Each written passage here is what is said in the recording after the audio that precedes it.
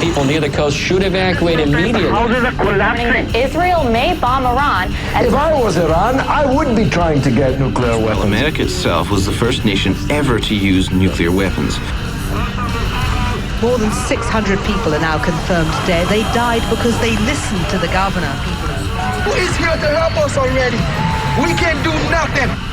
We're headed for an economic train wreck. Does the dollar get destroyed, or is every currency going to get destroyed? A series of demonstrations against corporate greed. Guys, keep moving, please. Get out of the way. Some civilians can be stopped on the street with very little actual suspicious cause. China. Do you fear China, or do we need China? Because the extra low frequency waves drill deep into your brain. The sun has a temper tantrum. Faces, but it doesn't end there. If there were an electromagnetic problem, it could mean the end of life as we know it. It is obvious why the world is so stressed and humanity suffers as it does. You look in what's circled in the center, you can see a smiley face. Do we care? Do we have a moral compass anymore?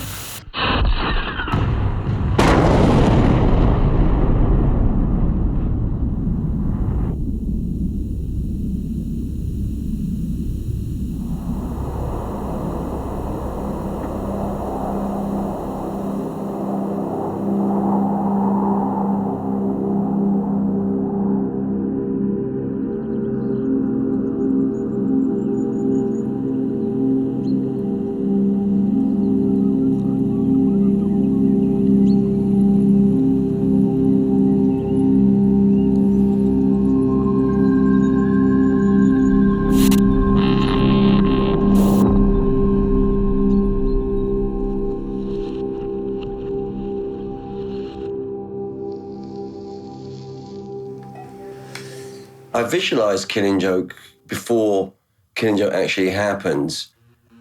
There was a stage, an anonymous band emitting sounds of a primeval world. It was like a generator. And there was no applause, there was only dispersal. The musicians were like insects.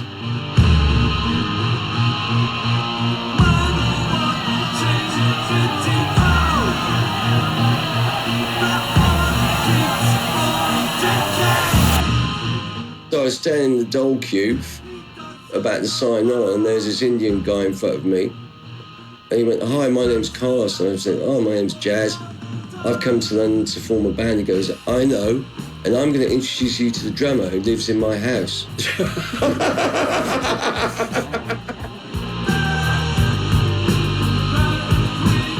I was already playing with the band, met Jazz and got him to come and play. And then, unfortunately, we both bailed just before a gig, which I'll eternally feel bad about.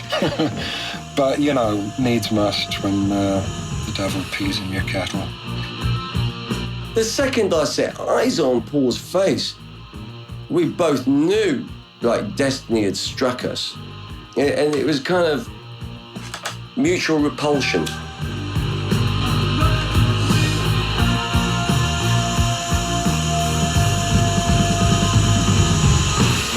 We're sort of discussing, well, how are we going to meet two other guys who not only have a revolutionary style of playing, but they also have a right side of brain capacity to understand philosophy and understand wider ideas.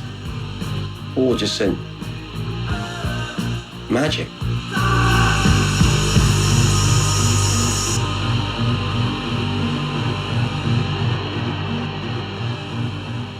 At that time, I didn't know that Paul knew anything about magic. He was well versed in ceremonial magic and Rosicrucianism, Golden Dawn system. He had a very good understanding of the Kabbalah, of the mystery traditions, and indeed the secret history of the world. By that time, speaking for myself, I had already studied Wicca, ceremonial magic, and when I discovered that he'd basically been on the same path as me, that was it. It was our mutual interest in all things occult or spiritual that gave us the connection to think that we could do something musically that might channel what we were exploring. On the 26th of February, 3 o'clock, 1979, Paul and myself executed the ritual of dedication to locate the other two individuals. We painted the floor black and drew the circle and the pentagram, aligned it to the cardinal points, as one does, one should do. We did a banishing ritual, stated our intentions, did an invocation. I mean, amateur and basic stuff, but it apparently turned out to be quite powerful. We, unbeknown to ourselves, were invoking fire, and the flat burned down. And the temple burnt down because they got their navigation compass points wrong. So they weren't that adept at their art at the time. You, Paul, haven't you heard? They're burnt you flat now.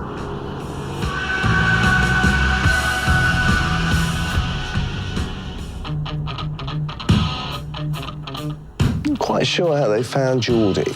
I think it was through a Melody Maker ad, and I was found through a Melody Maker ad. Geordie showed up. He had long, curly, ginger hair and a northern attitude. This sort of Teddy Yob lout type character. You have to take into consideration what he said on the phone to us. I've never played with a band, but I'm the best in the world. And when I asked him, where have you been playing? He went, in my bedroom at my mum's place. So it didn't sound very good.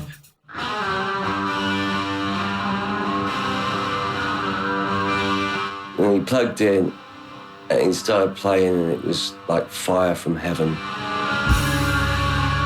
The sound. It's like I knew it. I knew the sound. It was a complete sense of deja vu. It was incredibly emotional. And I was so excited.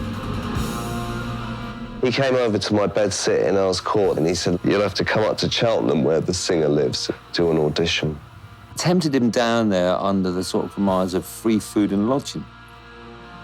So we ended all up in Cheltenham at Jazz's mum's place and Mr. C2, God rest his soul, and booked the first rehearsal. And, you know, I'd really love to know the date. Yeah, it was just Jazz bashing around on this electric piano, and he had this sort of beret with a feather. He was a bit of a hippie, really. He denies this fervently, but he had a feather earring, and I just thought that was really weird. The youth in his swastika T-shirt and his fucking chain doing the full Sid routine. It was just sort of, oh, it's him. I was the most really experienced in real world because I'd done tours with other bands and I'd done proper gigs and they'd never played outside their bloody youth club, basically. I think he was trying to avoid something or trying to find somewhere to live or something like that, you know. And he was just there. We had this jam and Jazz and Paul were like, oh, let's go to the pub and talk about this. And I don't think they were that impressed. Youth couldn't play, fucking chokes. Choke. And I go, come on, Jesus Christ, God, you can play, Chief. And we just ended up fucking finding one note and fucking staying on it. And it went on for ages and got more and more intense. Jazz and Paul walked in on it. We'd had enough to drink, and it was like, well, shall we? Perhaps the beer had worked its magic, but it wasn't the same room that we had left. Paul just went straight to the kit and started playing. And then Jazz just started playing. And that became Are You Receiving, our first single. We keep searching for the positive. We use the everything. I consider that point the birth of the band. That was it, when the chemistry comes together, when the planets collided, you know. It ain't a fucking setup, this shit.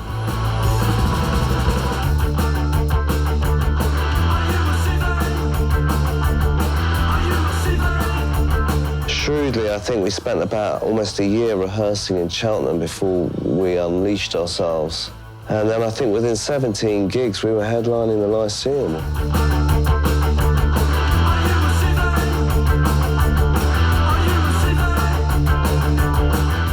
Needless to say, these two great souls that manifested were Geordie and Youth. The magic had worked. Psyche. Oh, and that was John Peel, November 79. That was a few years ago. John Peel said that this is a good band. He thought it was a professional band having him on. He said, I've never had a band as good as this, and it was Turned to Red. Killing Joke, good. Good punk, not commercial. Not commercial. A lot of bands nowadays have gone crap commercial. We'd come through all these punk bands who were really good to go and see live, but they couldn't play for fuck. Bands like Eater and The Clash were around, but The Clash were just a pretend rock and roll band dressed up as punks. And the Sex Pistols had almost disintegrated by then. But then Killing Joke, it wasn't just screaming and shouting, and they could actually really play. We like rhythm, you know. Like rhythm, you understand? Because it makes me feel, rhythm makes me feel like I'm a human being, like I'm an animal, you understand? First one to play, 1981. I was 16 years old. No other band did that, you know, made me feel the same way. It was like an electric shock going through me.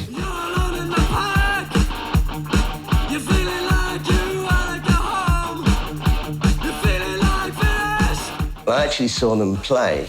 It was incredible. You could cut the atmosphere with a knife. It was really thick. And it was a real tribal thing. They were giving out to the audience were giving back. And they had this air of menace to it, which, you know, I love that in music. Menace and danger. I know they're terms that are used a lot in music, but believe me, it was really there.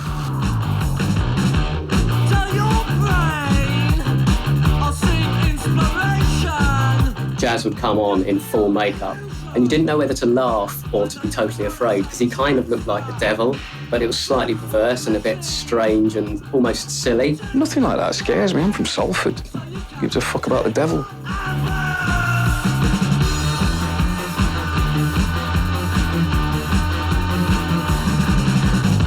He wasn't comfortable being the singer. He didn't really want to be. He wanted to be the keyboard player, and we had arguments about it. I had a voice, but playing the drums and being the singer looks really naff. I mean, it was never going to go anywhere. So he is the reluctant front man of the band. You wipe out classics and you had no chance, but Jesus wouldn't like it. No. You have a sort of a very mixed image, I think, certainly in the band, from your sort of Alvin Lee Rocker type hairstyle to this sort of Sid Vicious sort of twisted hair. Yeah. How does that arise? Well, it's always been like this. We don't consider ourselves to be anything other than individuals. We have our own personal likes and dislikes, and out of this somehow we coalesce into something called Killing Joke. Paul never seemed to be thrashing away, you know, he wasn't Keith Moon. It was just quite controlled, but huge power. If he looked at me, I thought it would hit me, you know, he really had me on the edge of my pants, and I had to keep up with him and not make him look silly. He made me into a good player. If you don't know the game, then you're still part of it. Because You're certainly more, if you like, on the sort of art sort of poly circuit. Oh, that's rubbish. There's nutcases at our gigs. You know, that's sort of real. Why? Well, I don't know. They're the only sort of honest people, you know. They haven't got any pretense about them, you know. I'll carry the gun, the choice is yours.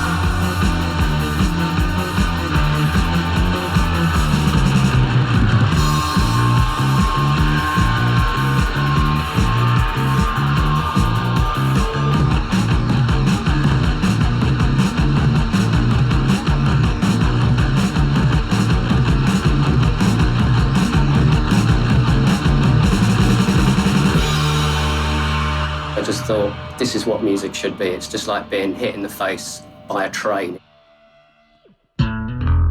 When I joined, I was the one who wasn't really into the occult and the magic. I was a really arrogant, conceited young punk, you know, who thought he knew everything.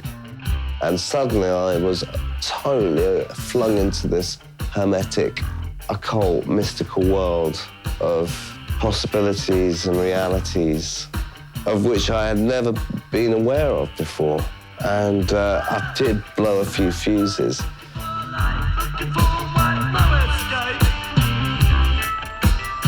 When they first came in, they were a cocky bunch of guys, really. They come in as a pack, and then after a while I found out that they were this band called Killing Joke, which meant nothing to me at the time. I heard a bit of their music and it fitted. Looking at the times that I grew up, the hippie dream started to get a bit nasty. People started dropping acid, went to various gurus and Eastern philosophy and everything. It all was starting to eat itself with the Manson stuff. And I think that sort of culturally, when people started looking at mysticism and perhaps Aleister Crowley and all that sort of thing for their, new experience of the enlightenment that hippiedom had promised them. Be prepared to enter a world stranger than you have ever imagined. The world of witchcraft, magic, and ritual. It was very much a time for throwing away the rules. You were considered terribly staid and unnecessarily stupid if you did it the way round that people have been doing it for 100 years, 400 years, whatever. And so you just launched yourself into whatever particular ritual you wanted to do at the time. And you were prepared to take the consequences because all men think that they're going to live fast and die young, and what the hell?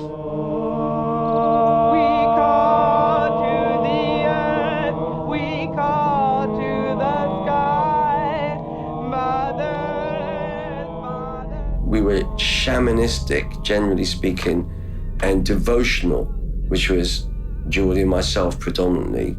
We would celebrate the moons to get our actions aligned with the seasons of Mother Nature. Paul was actually the ceremonial one. I grew up listening to Black Sabbath and Led Zeppelin. What are you going to do? What's that all about? There's no doubt about the fact that your overall beliefs, no matter what they are going to underlie what you're doing. And I don't know collectively, but as far as jazz goes, I know that the mysticism played a very important role for him. Within the music, he's either playing with magic or magic's playing with him.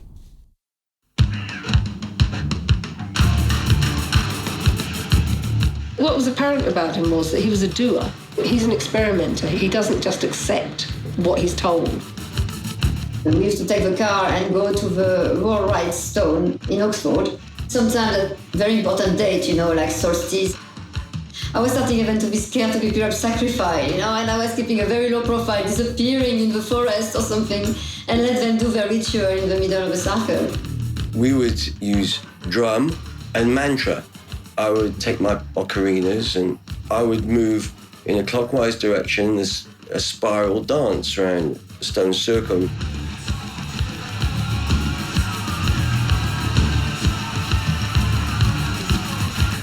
We became adepts at raising energy at these grid points. We became really, really good. We could activate these grid points. There are so many symbolism and so many things that I thought, oh my God, perhaps I'm gonna die.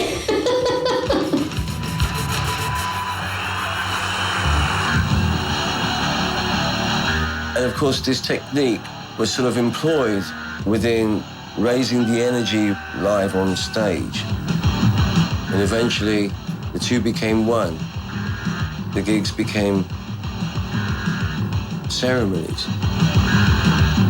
And then we did it on a grid point, by accident, and time was transcended. Motion's changing, day to day. Reading Hexagon, mad fucking gig, and suddenly, about 5 songs in,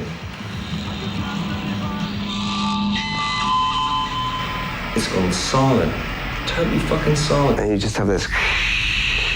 And before this, it was just screaming madness. And everything would sort of look like it's going in slow motion. I'd be looking at Geordie and be going, oh. Everything's slowing down. I'm playing the fucking guitar. Fuck, I can't hear anything. And I'm witnessing this body playing. I'm getting scared. So I look over to Jazz, and he's on the keyboard, and he's doing exactly the same. I had no idea what was going on. Total silence. Total fucking silence.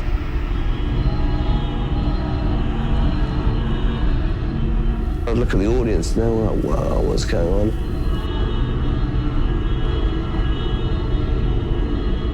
It became an out-of-body experience.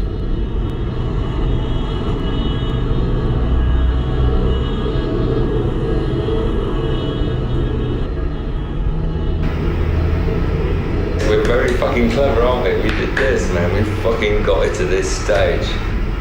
When God walks through the fucking room.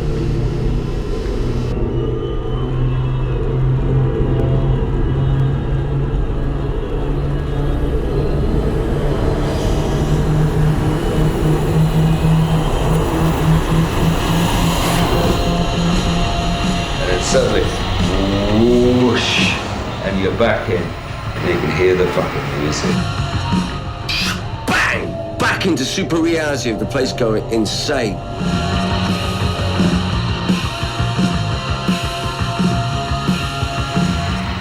Could have been 30 seconds, could have been 40 seconds, but it was paradise for fucking 40 seconds.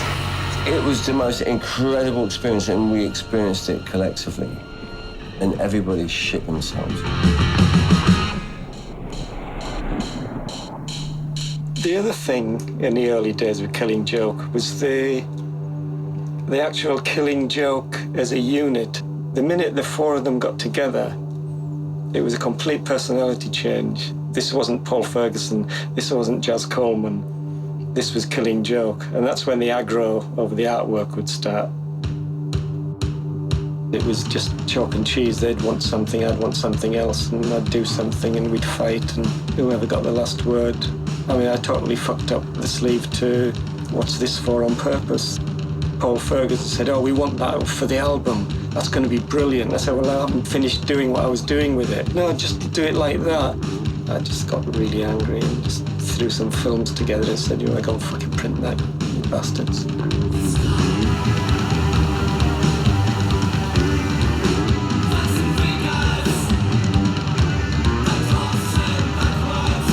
Sounds gave it 5 stars for the music and 1 star for morals. And I've never seen that before or since. The guy was freaked out and he felt obliged to put a warning in that it could corrode you spiritually.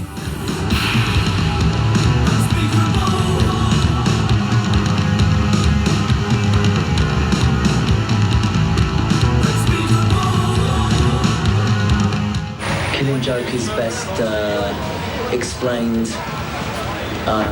in the emotions, in the eyes, in the mouth, in the emotions, you see? See, we try to be human beings in Killing Joke, that's all. Killing Joke was not a polite band. You know, they will not say things just to please you. I mean, if they were really raw.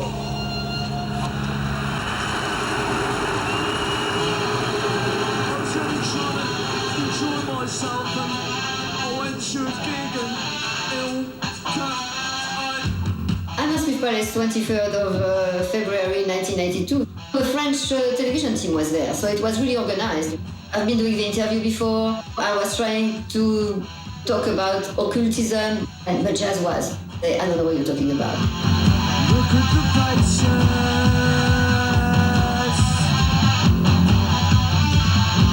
It's gone outside. They had these huge studio TV cameras in the middle of the dance floor, and the whole thing collapsed with the weight of the fans. I remember being terrified because I was down the front.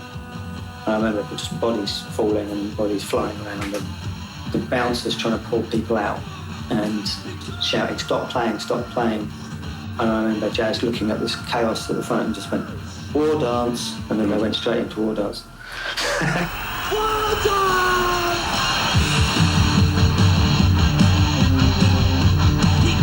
And it was just like a scene from Dante's Inferno down the front, and they weren't going to stop playing. Music for pleasure.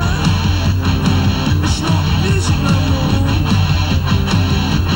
Music to dance to.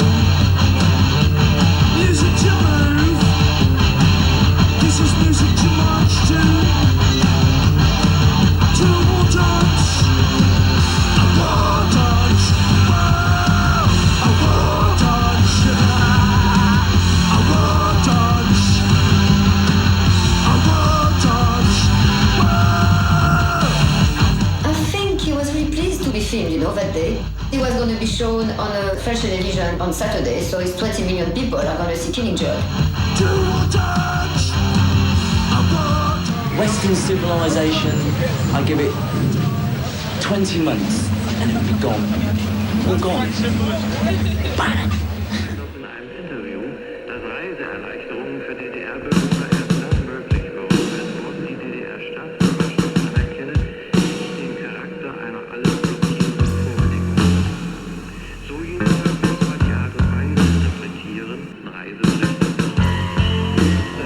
Jazz had a wobbler. He basically thought that was the end was nigh. He went on one of his birthdays. I even made him a cake and he disappeared.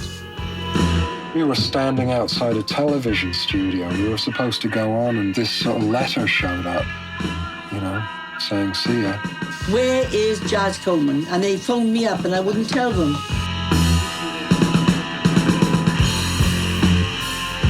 Punk star goes nuts, runs off to Iceland. Great story. We were all sat there, heard he'd flee to Iceland, and did anyone give a fuck? No. I've fleed myself a couple of times. Never made it to Iceland, but I made it to the Isle of Wight once and realised what a shithole it was and came home.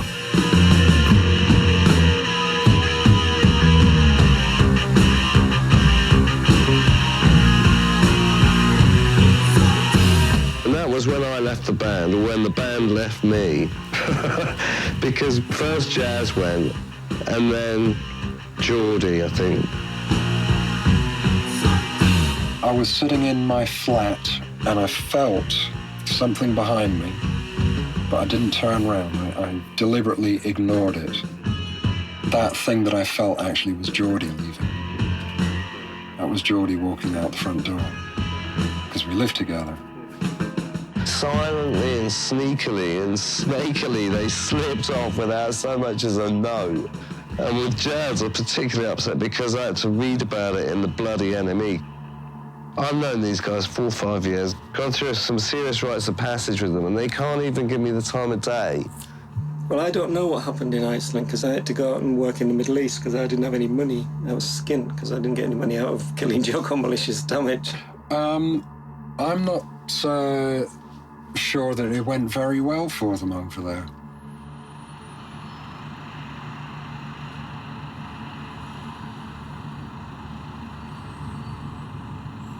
Jazz told me that he had read an article about what would be the safest place in the world if there was a nuclear war, and in that article it said that in the northeast of Iceland. Another thing was that he was a reincarnation of Aleister Crowley. I think he was the third or the fourth one that I met. There's a sentence in the Book of the Law which says, choose an island, fortify it, and things like that. Island is written the same way as we write Iceland in Icelandic. That was also a connecting point. I think he sincerely believed that. The thing about the Book of the Law is that Crowley channeled it in 1904, and then he spent the rest of his life trying to decode it. I think because of the complexities of it, you can make your own interpretations. I mean, at one time, I had a moated site in Sussex, and I thought that was it's your application to your, your magical destiny, if you wish.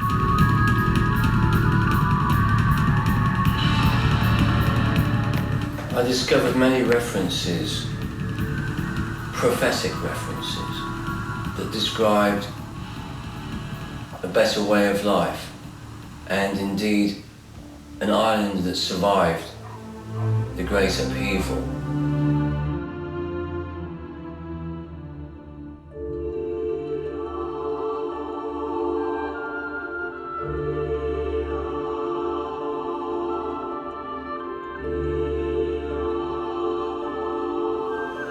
The interesting thing was, all the references I discovered were nearly all by Rosicrucian authors. At the centre of the Golden Dawn system of magic lies the invocation of the Holy Guardian Angel, an ecstatic mystical process that fascinated the chiefs and leading members of the Golden Dawn. Individuation, in Jungian terms, is about tapping into the unconscious. Each of us has a dark double, an adversary that we must face.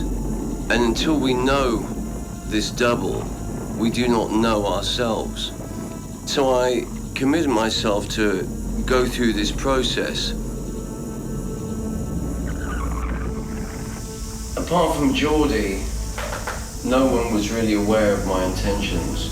I couldn't honestly imagine sitting down with the band and management, explaining why I wanted to study a range of different subjects from Nordic mythology to the study of radiations that emanate from certain holy sites, let alone the location of my holy guardian angel.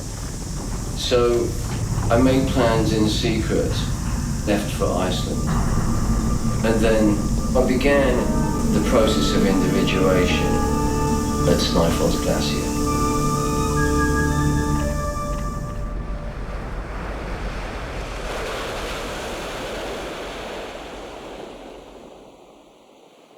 This is special. There are many people who believe that it's some special power in the glacier, and I believe that also. It's some power up there. I have felt it myself. It's an energy spot. The energy is intense, but it's not good, it's not evil, it's just pure energy. It amplifies whatever is there. So if you're an evil person, you'll be a more evil person if you're staying there. If you're a good person, then you'll be a better person. I remember when we went to the glacier. It was the right night, the right moon. We was walking for 2-3 hours. When we got up to the snow, It suddenly got warmer and mistier. It was like we were welcomed. The mountain was in control. they were very happy to be there, and they start dancing. Jazz not walking anymore, and it was beyond fucking doubt. He was levitating. He was about fucking 2 foot off the ground. Quite fucking surreal.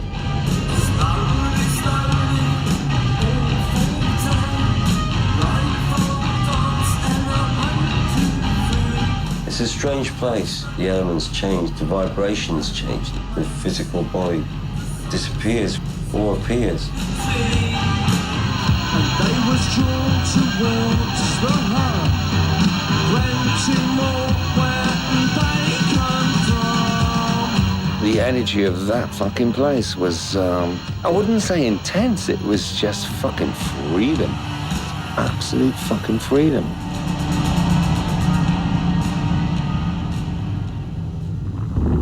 There was a rumour from Iceland that they were messing around with this weird sound machine that vibrated. And Brian reckons that they rang him up and tried to do something to him over the phone once.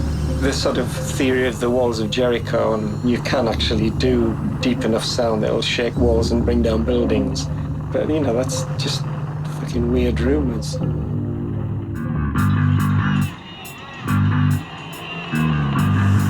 I was involved in something called the Oracle Project.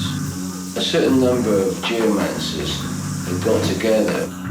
Experiments were conducted on human behaviour by means of resonance. And this was done with a gentleman called Gulli Otterson, who can be described as a free-thinking inventor who also happened to be a musician.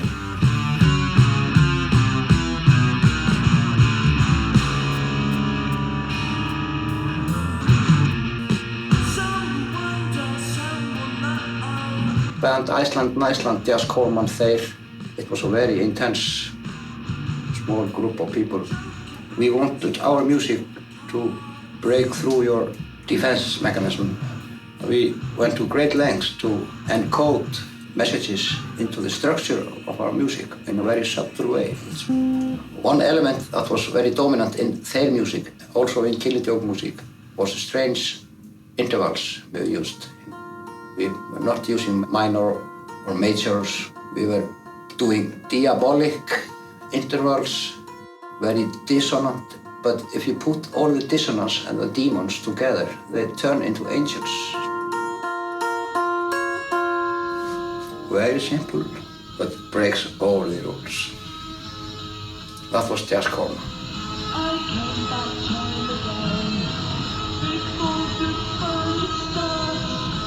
Break all the rules, collect all the demons, from music throughout 5,000 years and put them together in one song.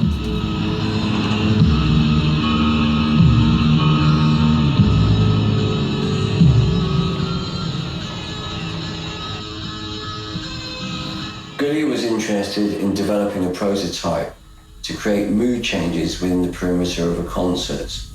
However, my interest lied firmly in researching the Earth's pulse rate of 7.83 hertz, which I considered would be more prevalent in sacred sites.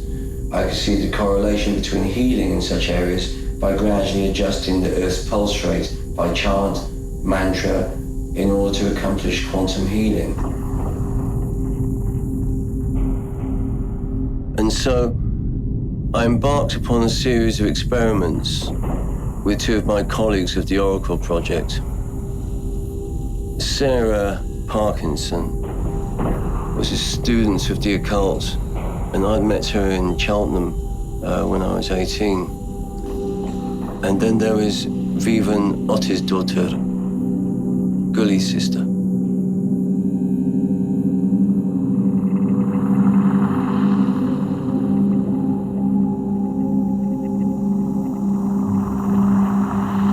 I see the earth rising a second time. Out of the foam, fair and green. Down from the fells, fish to capture. Wings to eagle, waters flow. And we would repeat these 4 lines over and over again until we entered another dimension. We refer to it as Universe B. I see the earth rising a second time. Out of the foam, fair and green. Down from the fells, fish to capture. Wings to eagle, waters flow. The experiences were of such intensity that past and future seemed to be transcended. We would not actually be in our own bodies.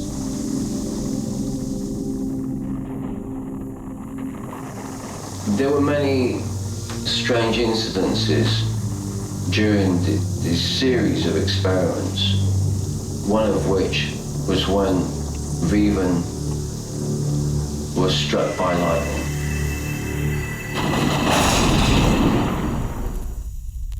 We were in the kitchen. The window was wide open and I just witnessed this huge lightning and this screaming from Vivian. Hysterically screaming. I turned back to Vivian and she just, she was just freaked out. He showed me her hand and it was all swollen and red, as, you know, how can someone survive by hit by lightning? I don't know. My sister got struck by lightning 2 times in Jas Coleman's company. But the second time was more dramatic. Lightning striking all over the place, thundering rain. There was magic in the air. Alistair Crowley and the books. Everybody was crazy. She was soaking wet, standing out on a balcony, confronting Jas Coleman about their personal affairs. She was so lucky, she was protected, she was soaking wet. So the millions of volts of energy just slid along her wet, smooth body to the ground. She was unharmed, not even knocked out. So our dear Mr. Coleman really recognized my sister as a divine being.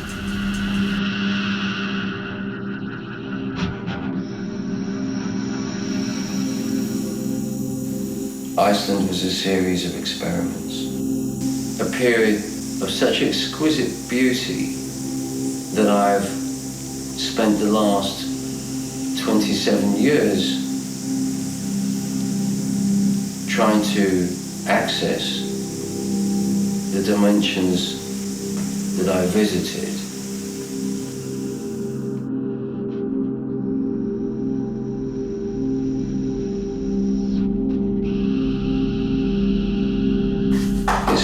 of subjects, not least for the fact that Sarah and Vivian are both dead.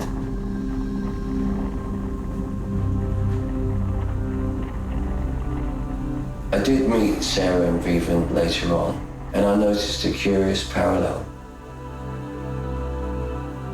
After meeting Vivian in Geneva, she confided in me that the rituals we performed were one of the most beautiful experiences of her life.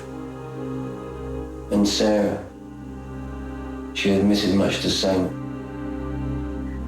I was left with the feeling both Sarah and Vivian had little interest in the mundane concerns of the world around them shortly before their respective deaths. It was almost as if they personified a profound nostalgia for a vaguely since lost paradise, both possessing the single urge to abandon earthly existence for their true home.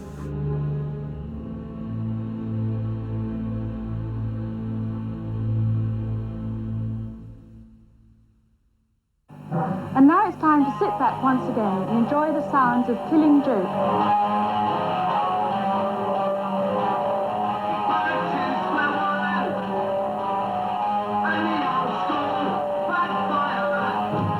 By the time Iceland came along, I'd had a breakdown because I'd been taking a lot of LSD. I started to get very paranoid, see conspiracies everywhere, and I even broke into the Grand Lodge of the Masons in Covent Garden. We went through a few weeks of trying to find a replacement, and it was just pointless, you know. I mean, what? How? You know, for what purpose?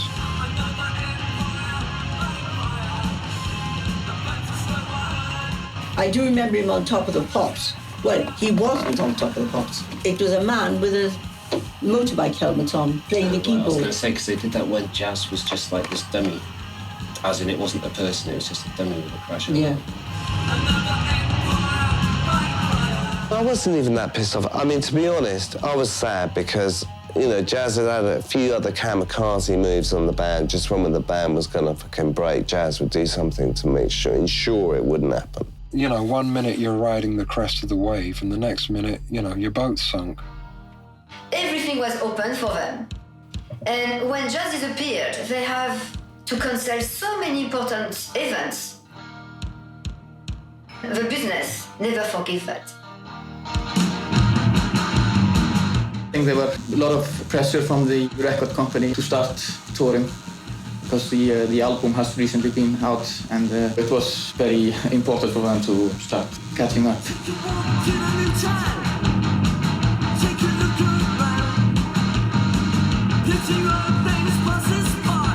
I got this phone call from a friend who was in connection with Jazz and Geordie and asked me if I was willing to meet them. In a week I was in London. We lack a drummer. They called Paul Ferguson and asked him to come. This must have been 6 months after they left or something. In the meantime, I'd lost everything. And trying to get this project called Brilliant going with youth. And I just got a telephone call saying, would you consider, you know, coming back? I went out there and felt like a bit of an outsider in a way. But I felt that we still hadn't really done what we'd set out to do. They told me that Paul was willing to join the band, but he would decide which bass player he would play with. Told youth, I'm not doing this Brilliant thing with you anymore. I'm going off to Wales. And it was Raven. I didn't speak to youth again for quite a few years.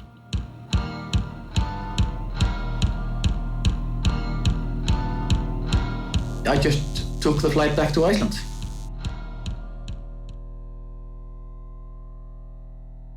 Watching them tonight will not have heard of, let alone seen the next band. That hasn't stopped them building up a fanatical following and notching up 4 chart albums. Here's a chance to find out what you've been missing. Here we have Killing Joke.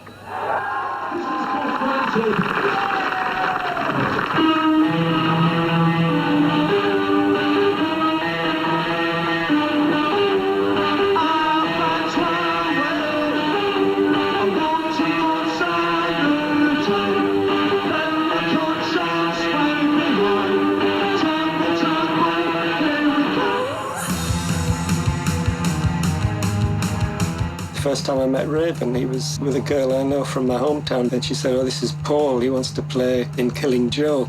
I looked at him and thought, oh, well, you know, youth's gone daft, so there might be a chance there. And this kid Raven showed up. I didn't know who he was or where he came from. He was young, energetic, really into doing it. And he had an attitude. Raven was party central, but he was also a very down-to-earth guy. He fitted in perfectly, I think. Paul brought a whole different dynamic to the bass in the band, and I think he defined himself outside of youth.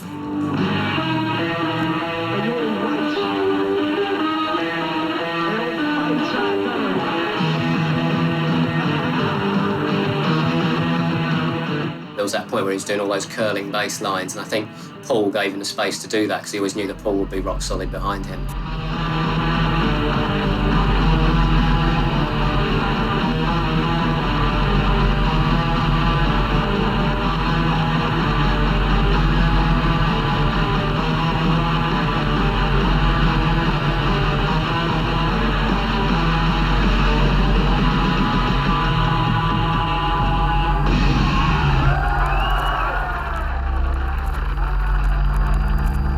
After our trip to Iceland, where I started the individuation process, I made contact with Hilmarsson.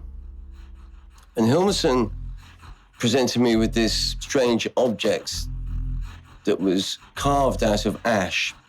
On one side, it had a snowflake design. On the reverse side was my rune.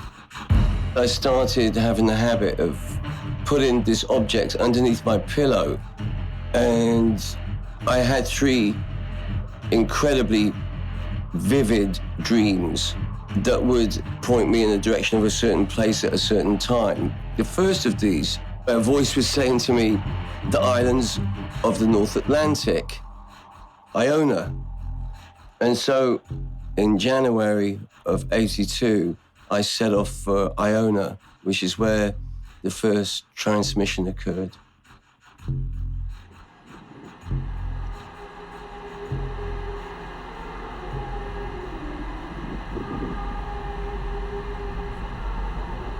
The pendulum gave me the indication that there was a massive energy at this place called Dunai, which is the highest point on Iona.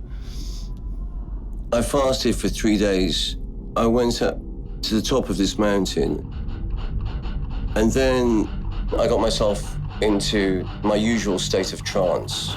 Mark out the points, build the player, assemble different drummers, light up the fire, put on your masks and animal skins. Illumination, illumination, listen to the drums.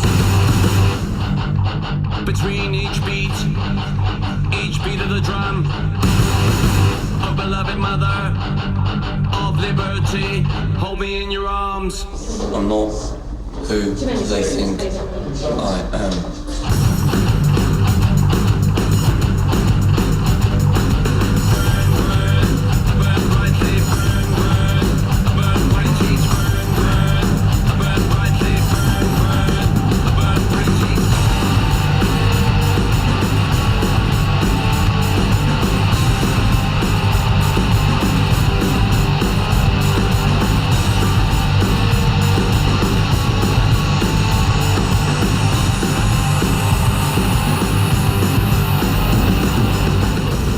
I recited mantra and I drummed until I heard a quiet voice who told me to stop. And it was at that point the transmission began. Oh, beloved woman of liberty, come to me, burn away all my impurities, hold me in your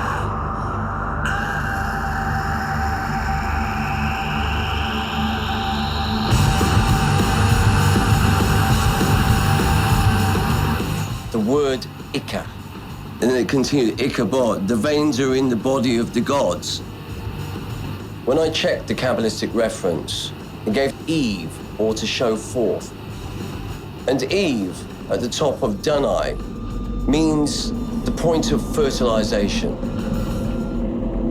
I see the earth rising a second time, out of the foam, fair and green, down from the fells, fish to capture, wings to eagle. Her Majesty, the Queen, has asked me to form a new administration, and I have accepted. Where there is discord, may we bring harmony. Where there is error, may we bring truth. Where there is doubt, may we bring faith. And where there is despair, may we bring...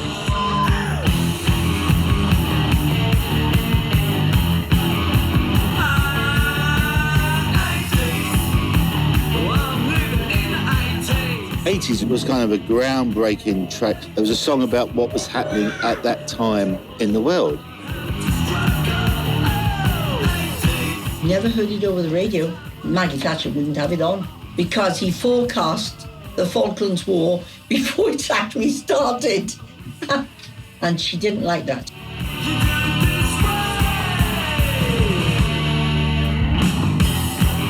Geordie's guitar tuning on that track was unique. And Nirvana must have been huge fans because they played, what was that song? Come As You Are. Come As You Are. I mean, that is 80s. We've got 3 million lawsuits against Nirvana at the moment for stealing 80s off us, which is Come As You Are. And Kurt from Nirvana has already said, yes, we did it. If it was resolved, I should have seen some money, and I don't think anybody saw any money. Oh, well, I didn't know who the fuck they were when I met them. I didn't know anything about them. But I don't know why I got the call to work with them. I do know why. It was EG Records. They said, there's this very awkward band that we have on the label that maybe you can help us with. Quite a few friends said, what you do? I said, I'm working with Killing Joke. They said, you're working with Killing Joke? Are you mad? They're crazy. They're devil worshippers. Der BBC-Gehör verboten und die Band zwecks Ruhefindung zum Laubharken in den Hyde Park abkommandiert. Killing Joke.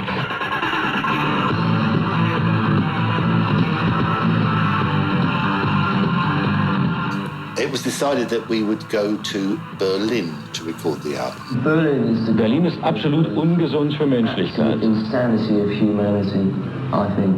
Ein absolut kaputter Ort.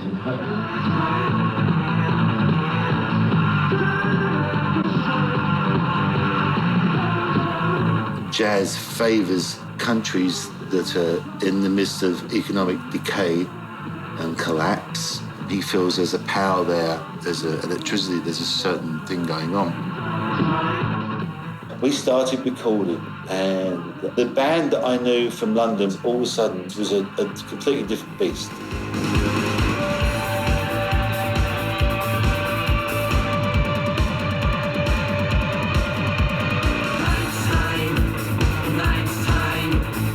Working with the band, I suddenly began to realise how Geordie and Jazz worked off each other. Jazz is in awe of Geordie because Geordie can interpret Jazz's chords in such a different way. I've never heard a guitar player like Geordie. Geordie is like, I mean, his guitar is just like playing an orchestra.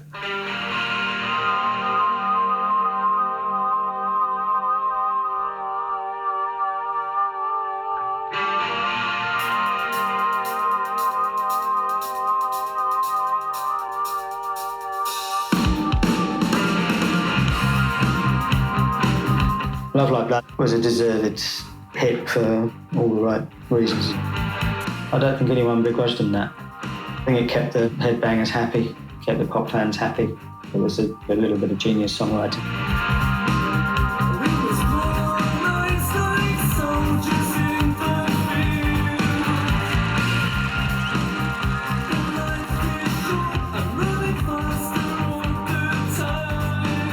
It was always great going to see them around that time on tour. And I remember seeing Jazz come down the stairs there, and it literally was like seeing like the return of Emperor Nero. It was a fabulous feeling.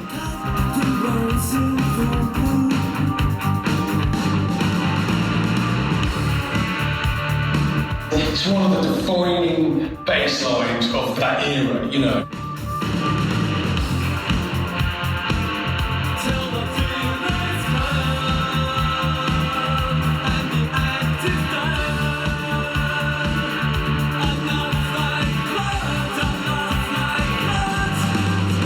It was not a conscious attempt at writing a commercial song at all.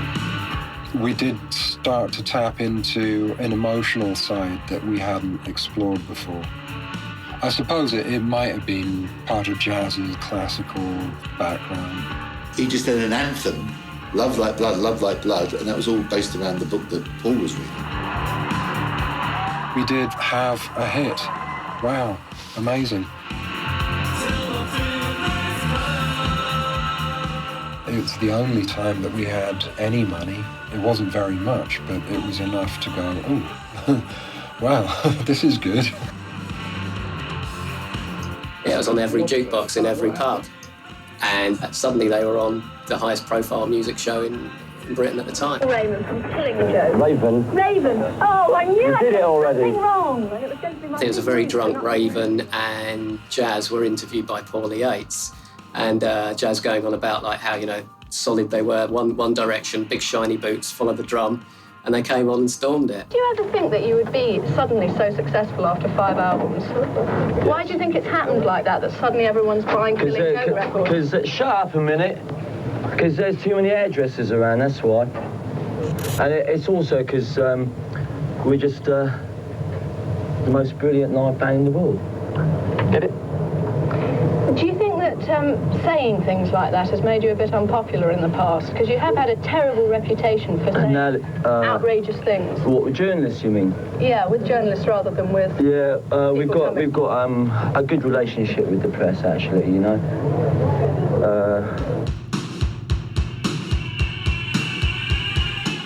They were hated by the press. Music papers liked having Killing Joke because they knew it was probably going to be something was going to happen. But they had a real love-hate relationship with it. So there was always this thing called the graveyard shift, and it always meant going to interview Killing Joke. It wasn't really so much a process of asking questions, and one of them would say something, the other one would criticise them for saying it. They would start arguing with each other. You just had to try and get in there and occasionally make some sense of it all. I don't think people really pay as much attention to the music journalism as perhaps the media would like to think. Like other people on the enemy, these people think they're gods or something. It was a good game for some years, and they played it well, the band, for quite a while. Some people who didn't really realize what you were talking about could probably construe that as negativism. I cannot see how we can be portrayed as negative. The only true optimism comes from realism. Jazz, 100 quotes a minute worth blowing up in big type.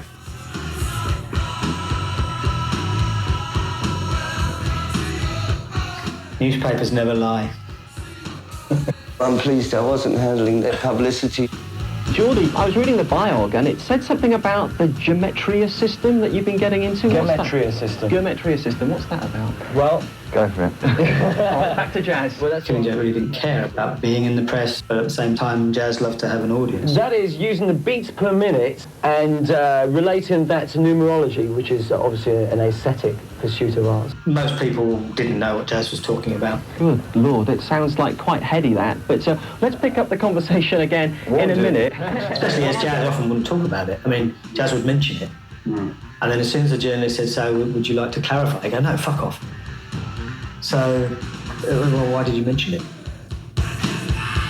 It became, obviously, a talking point with the press because it was a bit, you know, it's a bit, ooh.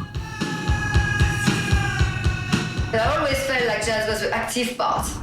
And Geordie was perhaps more insidious, obviously, because they share the same beliefs and everything.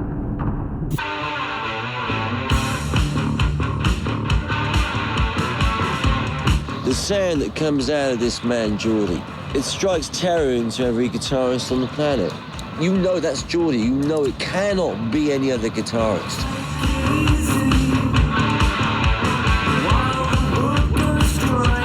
Geordie is just a phenomenally innovative musician. Kind of a unique, vicious, bitter, biting twang to his guitar. Yeah, he's got an amazing sound. The intensity of that is the subtlety of less is more. You know, you can overplay him, bugger it all up, you know.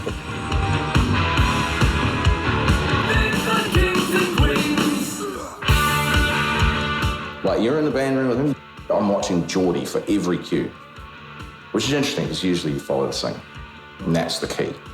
You watch Geordie.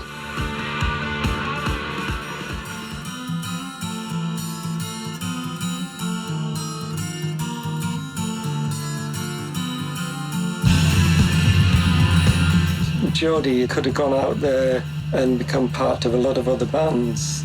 And I'm talking big bands, you know, bands like Metallica or something like that. But he's stuck with Killing Joke all the way through. He's never really got a lot of money out of Killing Joke. But there's that strong allegiance to being Killing Joke. Joel said, imagine an Avro Lancaster 1942 bomber, guy with a leather hat, with a cigarette holder and a cigarette, and a gin and tonic in the other hand, going, right, we're over the target. That's how I describe Geordie Walker's here. He's so English, he can't live in England anymore. He lives in Prague, and I think in a weird sort of way, the Dickensian blackened streets of Prague owe more to his sense of Englishness than anything that England can offer anymore.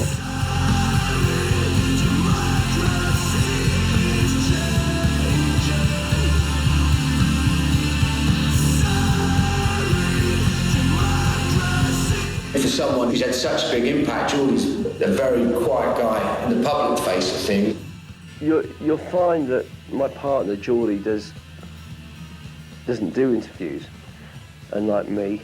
And his reason for this is that he cannot see the point about talking about music when it should be listened to. Now, I can really understand that, although I to the extent I disagree with him, I think that there is a role for music journalism in the media. When Geordie came to Iceland with his full-body jazz guitar, he couldn't understand what he was doing with his instrument. But he played it like a motherfucker. Which is the shit that's got the goo. You know, you just know, just give us the goo. A lot of it's suspensions as well. There's always the odd ringing note. And you move chords and that's still ringing. This is effectively a suspensions. And it's what you're getting with the echoes too, because there's previous notes from previous stuff still decaying under it.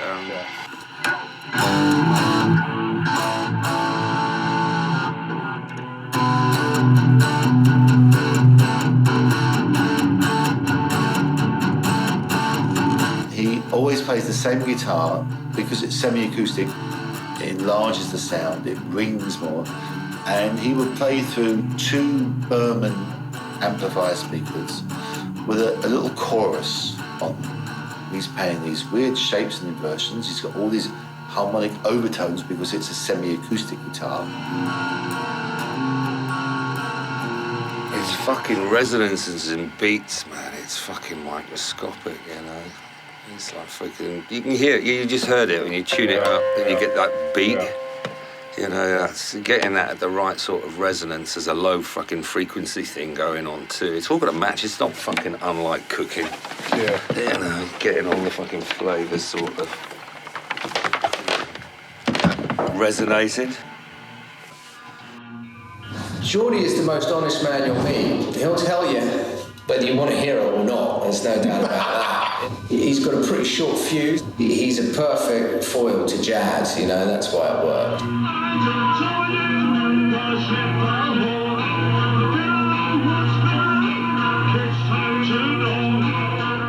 Geordie and jazz are the alchemical marriage, really.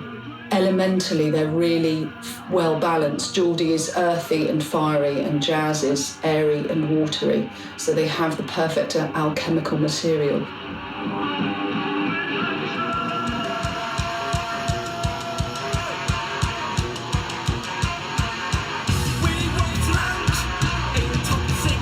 You get the theatrical jazz, you know, with all these stands and all that. And you get Geordie. It's like he's playing a ballad on the side of stage. Their charts are really well linked. Jazz's Jupiter in Sagittarius sits right on all Geordie's planets in Sagittarius and is ascendant in Capricorn. So it's a hugely abundant creative relationship.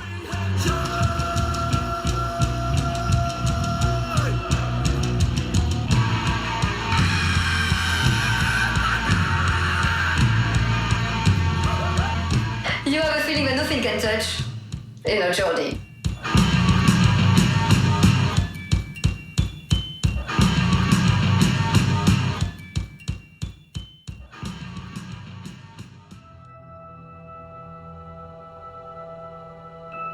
Bless us and all who come on pilgrimage to Glastonbury. Guide our feet on the path of righteousness. Inspire us by your spirit. I went to Glastonbury on February the 2nd, 1982, and I got the second transmission.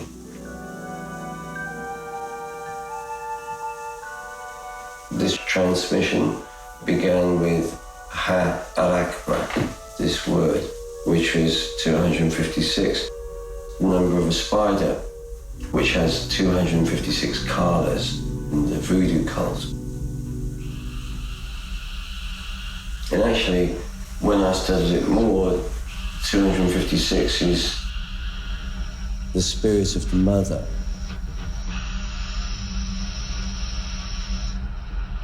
Within days of going to Glastonbury, I opened Toni Morrison's book, Pathways of the Gods. And there in front of me was the spider at the Pampa de San Jose, with its abdomen intersected by a line that was aligned to the constellation of Orion.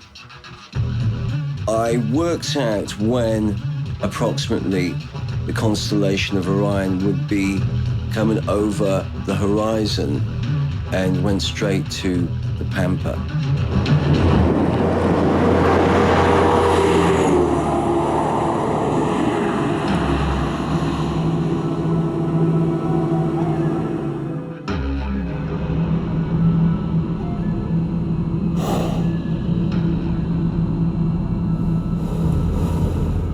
I arrived there 2 weeks before the proposed time of ritual. I pitched my tent behind a small hillock, lived in a semi-primitive state. 3 days before the ritual, I began my fast. And then on the third day, after nightfall, I made my way up one of the pathways I knew would intersect with the spider's abdomen.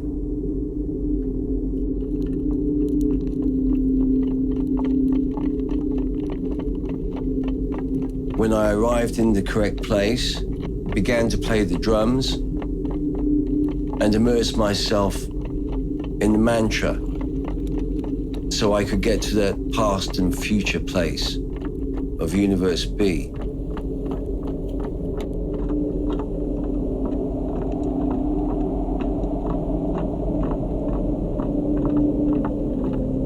And again, a voice told me to start writing.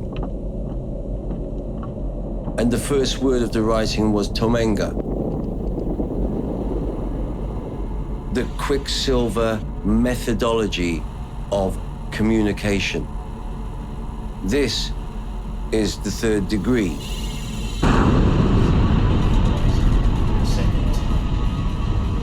Out of the foam, fair and green. I discovered that ordinary men and women guard these vector points where UFOs and UAVs and hyperdimensional entities manifest.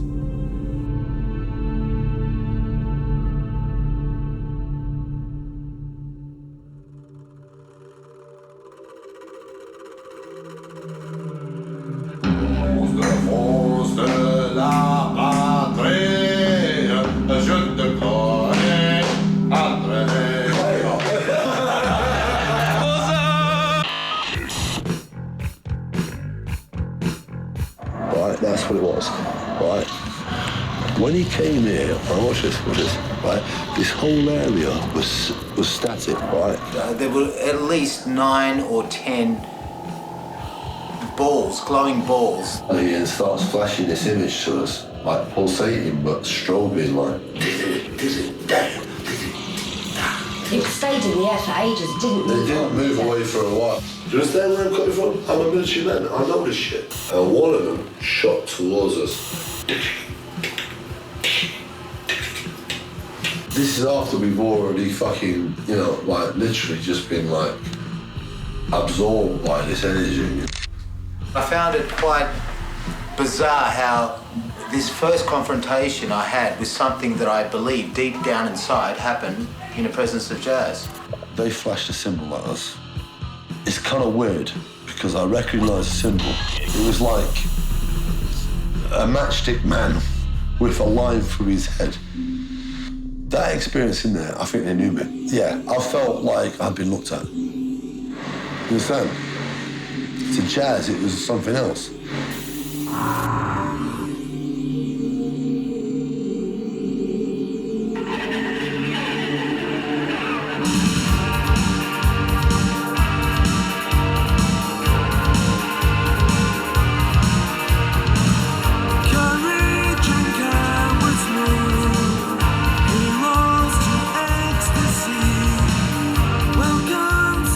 Brighter than 1,000 suns. That's when he was trying to sing properly.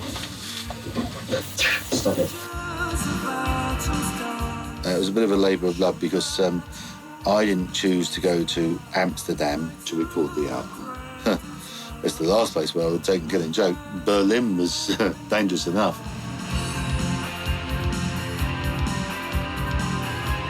A Melody Maker, in its gossip column, printed this photograph of Jazz getting out of a swimming pool with all his hair sort of squashed down. And it was basically taking the piss out of him because the single hadn't been the #1 that everyone had expected. Phone started ringing. It was Jazz at 100 miles an hour in my ear. Who's the person that wrote it? Who's the person that wrote it? I'm going to get my pendulum and come up there and I'm going to point it at everyone. I'm going to find out who wrote that. I had been interviewing the band, and after Jazz said, "Come with me, I'm going to give you a good story."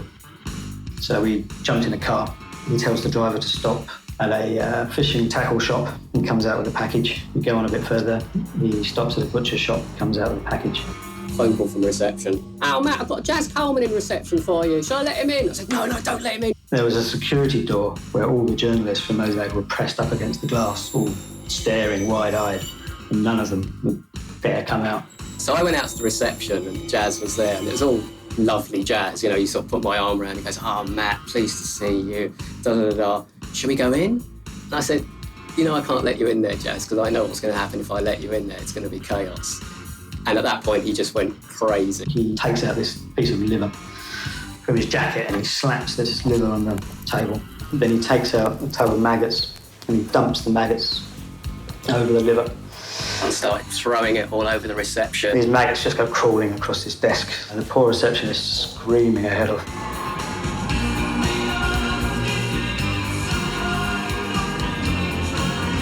And he had these scissors which he dug into the table. Recited some Latin and said, "I want this journalist to call and apologise for what he's written about me." Part of it was brilliant, part of it was frightening, part of it was like, where the fuck is this going to end? It was welcome to Jazz World for everyone in that reception that day. Un groupe qui nous a beaucoup plu, je m'en souviens, on s'en souvient tous ici à l'émission. Il s'agit bien sûr des Killing Joke. En ik zeg ook u tegen ze, it is Killing Joke! Killing Joke and a few salient words from Jazz Coleman, who was talking to Market. Suddenly we're on all these pop shows around Europe. It was sort of the other side of the coin. Oh, this is a commercial band now. It was nice. It was like, you know, a little glittery thing dancing in front of your eyes. But it didn't bring us any closer together. If anything, we got further apart from each other.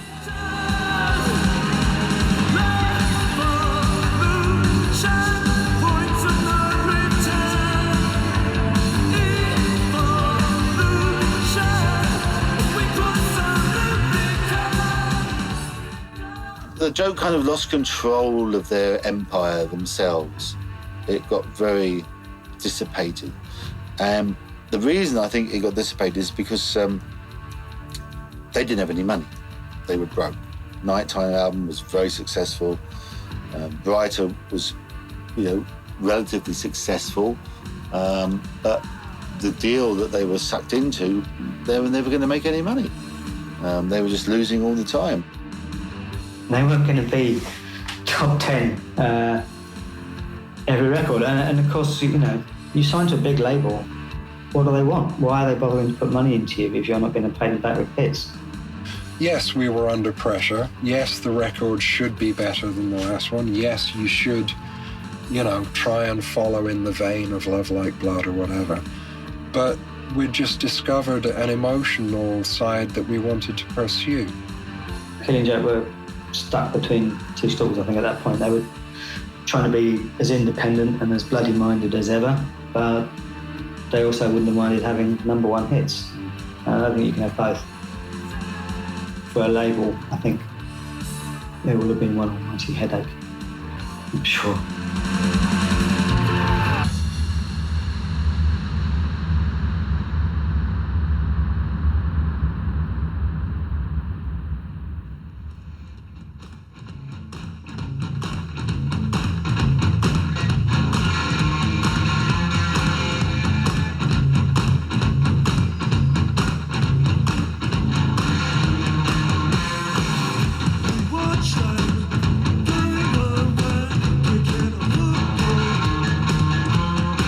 I really like the idea that we'd have this incredibly powerful musical thing and nobody would know ever who did it.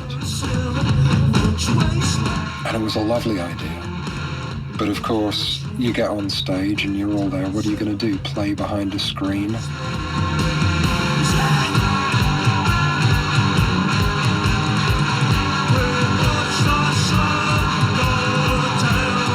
Once people are interested in hearing what the singer has to say, suddenly you've got a cult of personality. And to a large extent, I think that's why we eventually fell out. It talks of an incandescent column of smoke and flame, brighter than 1,000 suns. I'm not saying anybody's right or wrong here, but, it was becoming more and more about ego, and my ego was getting hurt.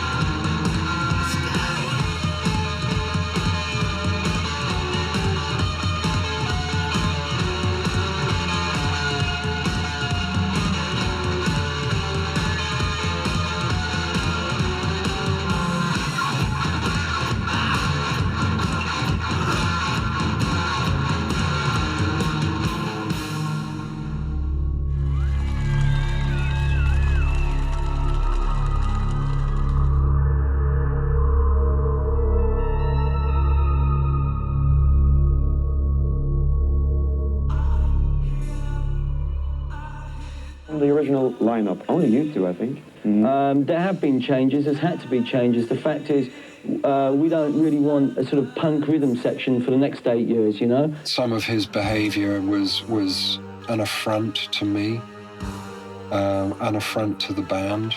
We couldn't be in the same room together. We wanted a more articulate, funky, powerful rhythm section. Did the other guys feel bad about it? Not at all, we paid them off.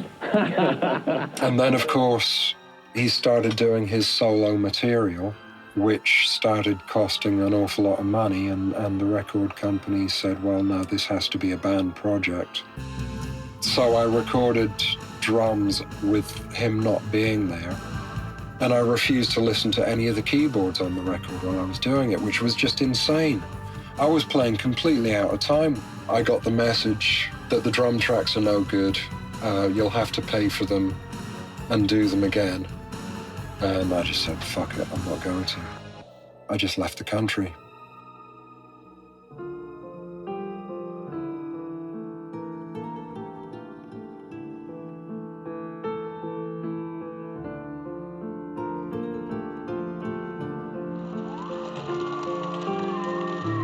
As long as I'm alive and as long as Geordie's alive, Killing Joke is alive, right?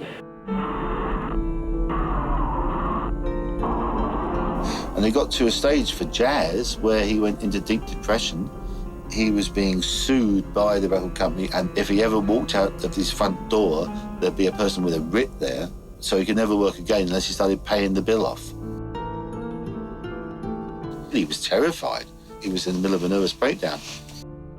His passion and intensity is good, but invariably, you know, you mix passion and intensity with a big bag of drugs and a load of booze, and you're going to get someone going off the handle, aren't you, really?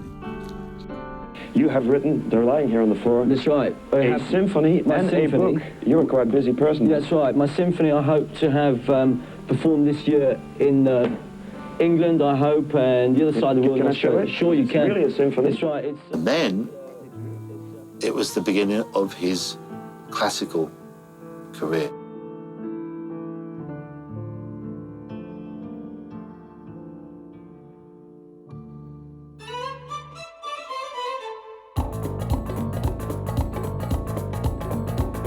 Art of Noise Supremo Anne Dudley and Jazz Coleman, Killing Joke's founder member, are an unlikely couple to see on the streets of Cairo. They came here to record an album called Songs from the Victorious City, Victorious City being the literal translation of Cairo. A mutual love of classical music drew Dudley and Coleman together on this project. He's a classically trained violinist, and she spent 3 years studying at the Royal College of Music.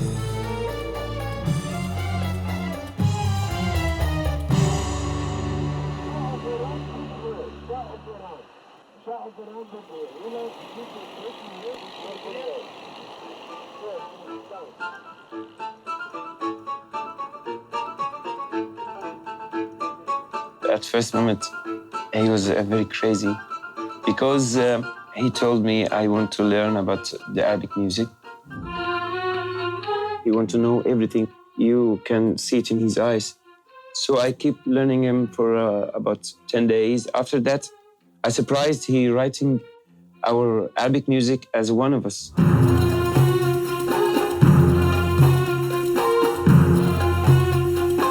I didn't believe that he can make a good harmony between the Western music and the Oriental music, but he have done it.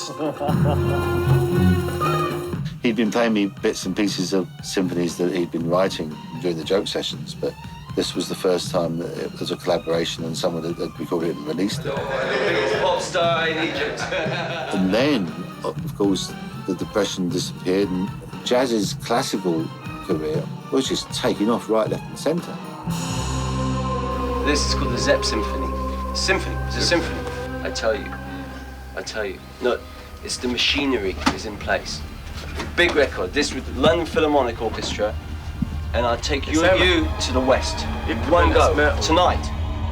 It was a surprise for me to find English people interested about our music. He sit on the piano and I sit on the cajon and we try to make a relation. Since this time, I found he knew what he wanted. Good.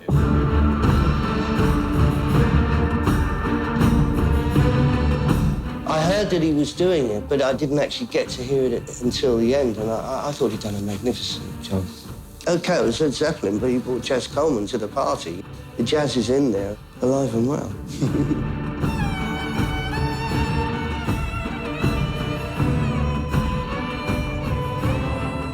And Jazz, being classically trained, fantastic musician, in the pages of the music press, they couldn't really deal with that. And I think a lot of the antagonism in the early days was just journalists not understanding it. He'd won the St. Nicholas Award at the age of 4, but you know, in the pop landscape at the time, that meant for nothing, really. It was just very easy for them to sort of say, oh, well, he's mad, isn't he? And then sort of, like, take the piss out of him. But he wasn't mad, he was passionate.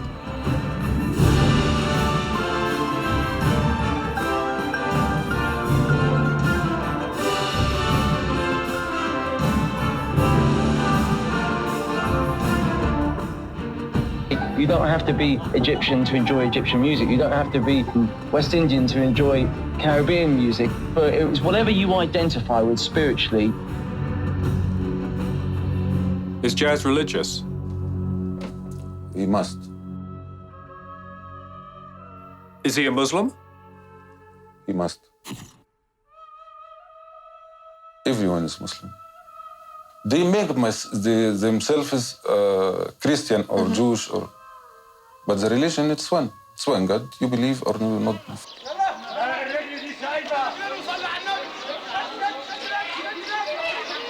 What do you think will happen to mankind? It's finished. Must finish. Everything have a start and have an end. Our prophet, he is the last prophet. Someone asked him about the day of the end. So he told, between me and the end, like from this finger to the other one. I don't know how much time from here to here. It doesn't make a difference for me. He is going to the end.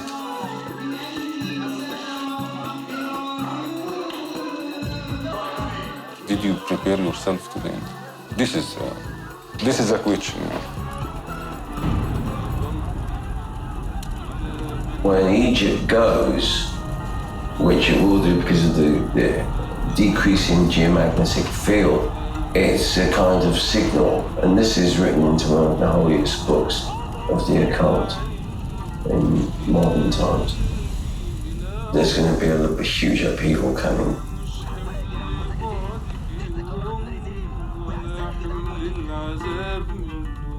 There will be fire and blood in the victorious city. Al-Qahira is the victorious city. We're at 0.05 Gauss at the moment and decreasing to 0 Gauss. As soon as we get close to 0 Gauss, they've done the tests on the astronauts. This manifests in terms of random aggression and madness, basically.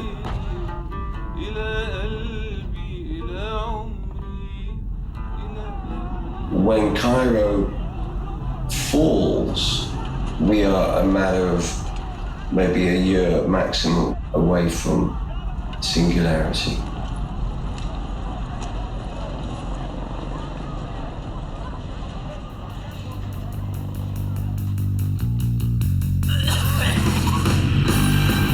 Killing Joke is back. The band that ties spirituality with primal violence has reformed, reuniting with bassist Raven. And joined by drummer Martin Atkins, who previously played with Public Image Limited. They have major new music and major new ideas, and they're getting no support from major record companies.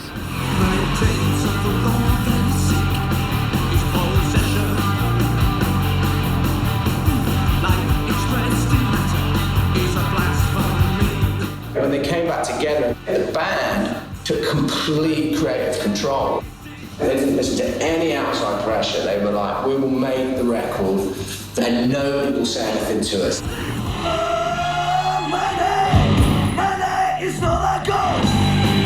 It was good to see him angry again. There was less poetry, more hate. When Big Paul left, Raven said, he made my job as easy as anything. All I had to do was turn up when Big Paul was playing drums. And Martin was obviously even more aggressive and intricate, I would say. So there's a jazz element to Martin that really propelled the band in a different direction. So would you like to tell us what you've been doing in the sort of last few years when we haven't heard anything from Killing Joke? It's probably been the worst 2 years of my life. Everybody in the band went through absolute hell. We all got to the point where we're 100% skint, and I ended up in a psychiatric ward, actually. When was the last time you had a tender, juicy sex? Very serious.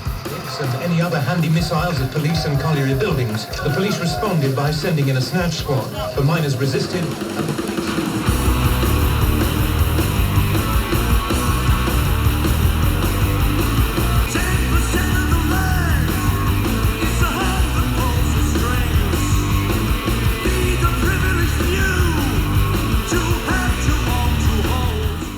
Jazz had been having a terrible time in the lead up to that album. He told me once that he felt as if he had been made of glass, that he was actually possessed. And I think a lot of that fed into that album. And I think it's like one of those great things that Killing Joke do when they're at the top of their game, is mix what's going on, the turmoil inside the band, with the turmoil that's going on with the political world. I've done it a lot of times. Water is our business. And it was the age of greed, it was the age of Thatcher privatising everything. The gas, the electricity, the water, everything was being taken out of the hands of the people. Jazz, being this fantastic romanticist European, hated that. And on that album, he rebelled against it brilliantly.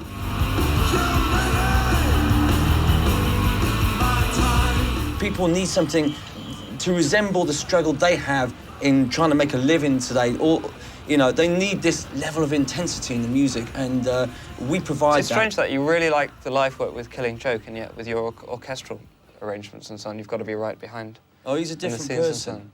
Completely different person. He's got another name. I mean, I call him Jazz, but he's the other Jazz. You know, he wears different clothes. It's another lifetime. You are an inspiration to me. You are my inspiration of how not to be. You are my inspiration to achieve a better way of life. Whoever invented the jester persona for jazz was incredibly prophetic. That's sick where you turn, and one side's miserable and black, and the other side's, you know, Harlequin and all the rest of it. That's him. Jazz can be very calm and very collected. Don't fucking run away from me! No, say it again! Say it! Is there a side to jazz? Can he freak out? Yeah, of course he can.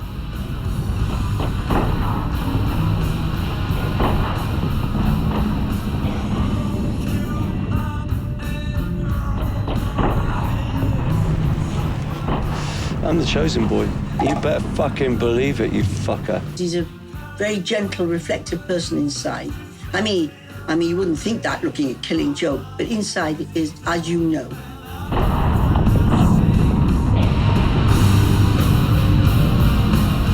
He's quite introvert and he worries.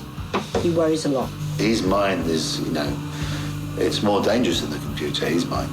It's like he never stops thinking. Man is an aggressive, predatory beast. The Wall Street crash that happened six months ago or so now is going to reoccur again. Why devote our lives exclusively to the acquisition of material possessions when we won't be taking anything with us on the go? He'll always hook on to something because it's almost verging on paranoia in some ways. He has a deep fear of something, and he manifests it in different ways.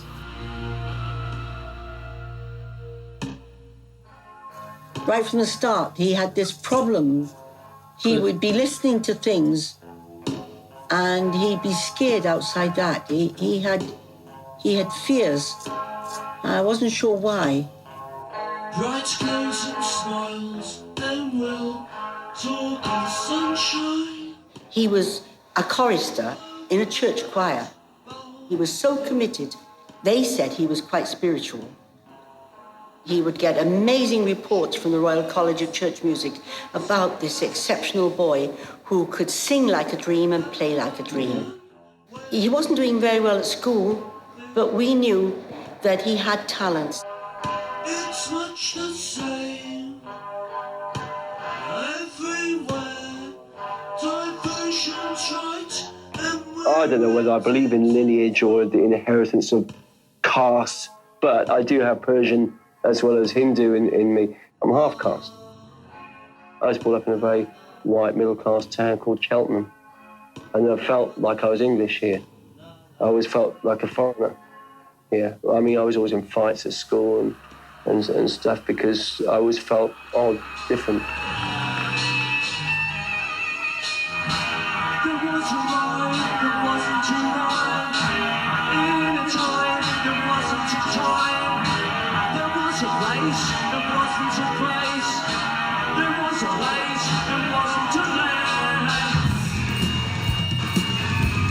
That track, The Pandies Are Coming, it was really about the first step in tackling my cultural identity crisis, which was this part of me that comes from the East. It didn't sit right in England at that time. At that time, there were all these jazz clones, as youth calls it, all these Asian kids with flat caps.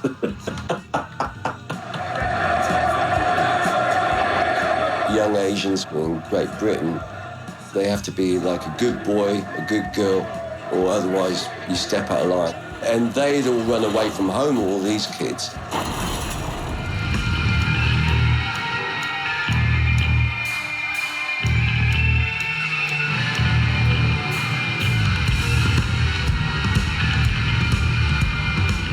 I use him as an inspiration to kids. And I say, this boy is supposed to have failed his music O-level, and yet he's able to conduct a symphony orchestra and he's never been to a music college. So what does it say? And some say, you don't know Killing Joke. I said, yes, I'm his mum. You're his mum? I think he was kind of spawned, you know, they don't think of them having, especially someone like me. Spawn of the devil, yeah, right. He's a very hot fish to handle artistically, you know, he's a difficult artist to work with because he's so passionate and so uncompromising.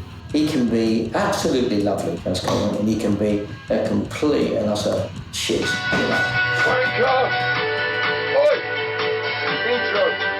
Even knowing him really well, you know, there always comes a point where he starts physically threatening me or someone there, you know, with violence. Oi! Oi! Take that fucking out, we're recording. Tell me where it goes. Take the last one out. That's happened on all those projects. I think on the Pink Floyd one, he threatened to slash the A&R man's face if he made one edit to the... Oh, no, that was the Zeppelin one. If he edited his 20-minute version of Whole Lot of Love, which we didn't use at all in the end. You know, so and then when he's like that, there's just no reasoning with him. And he just becomes a bit of a dictator and he expects everybody just to recognise his genius and do what he says. Okay, brilliant. Okay, let's just fly that into the choruses. Really good, Chaz. Did you get all of that? Everything. Matt and I know fine well that dealing with Jazz a lot of the time, he's like, right, I'm going to Peru, I'm going to record in a cave in Peru to invocate something or another. And like, that's a real conversation. And there's a bit of you that sort of sits there and thinks, why did you want to go to Peru? When you're managing him, sometimes you sit and you look at each other and you're like, is this guy completely fucking crazy? You know what I mean? And then a part of you thinks, or is he manipulating this entire situation to get... A good example of that is the trip to Egypt. The story is just fantastic. You know, who goes to record in the King's Chamber of the Great Pyramids of Giza? I tell you, nobody. If there's ever a dangerous time in your life, believe it or not, it'll be now. Seriously.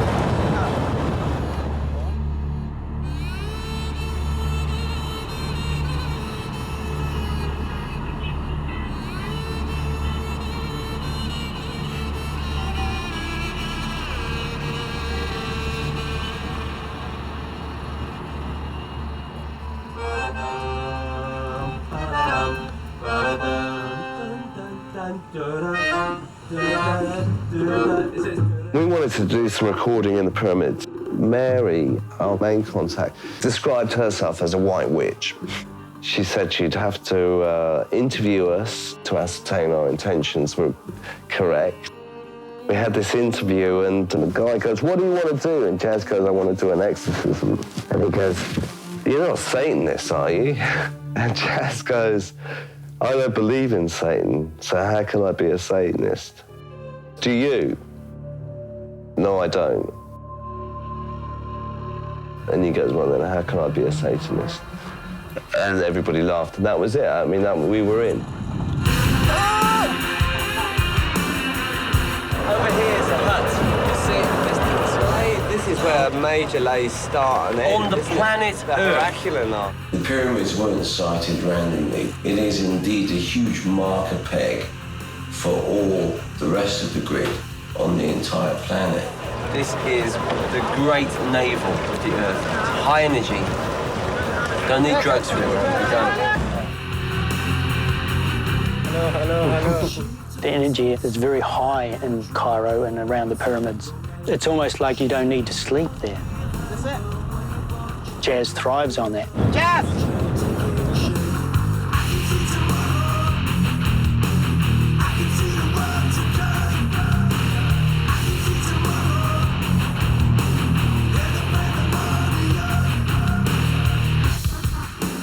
So we can go in the Queen's Chamber while you're doing your vocals, okay? Jazz is going in.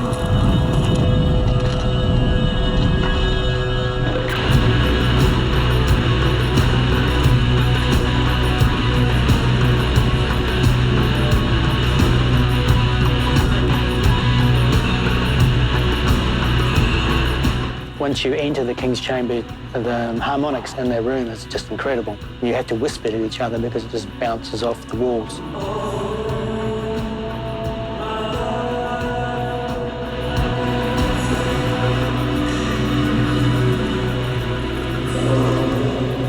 First battery pack we put in, the DAC machines just went flat straight away.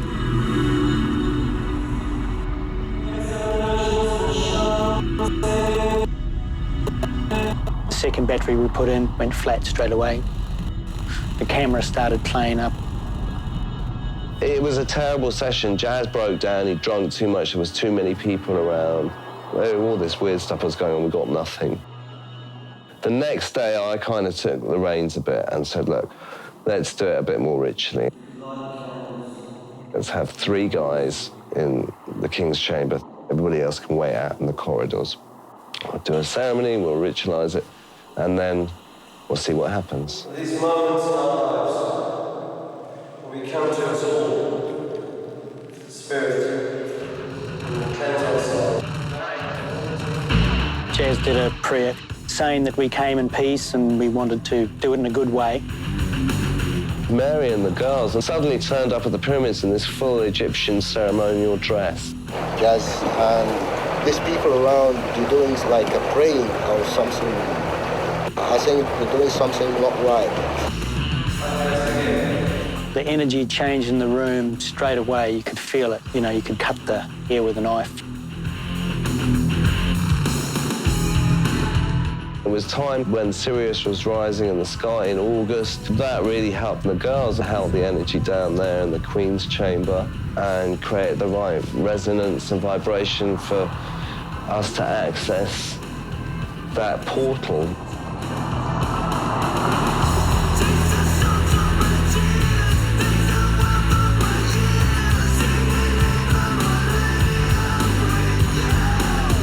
We had like 2 hours, fantastic recording of Jazz, bellowing from the darkest agony of his soul. I could feel myself elevating. Jazz was watching me and he was like, his eyes were getting bigger and bigger. He reckons that I lifted off the ground.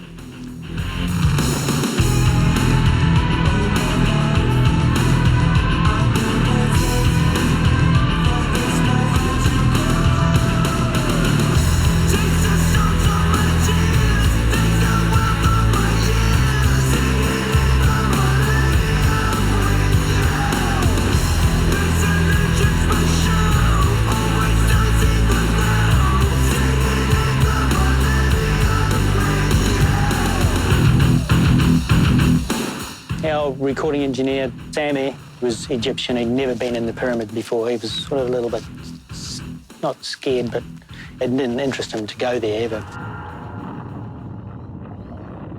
At one point, he nodded off. I fall asleep. That's why I remember that for 5 minutes, 4 minutes, my eyes closed.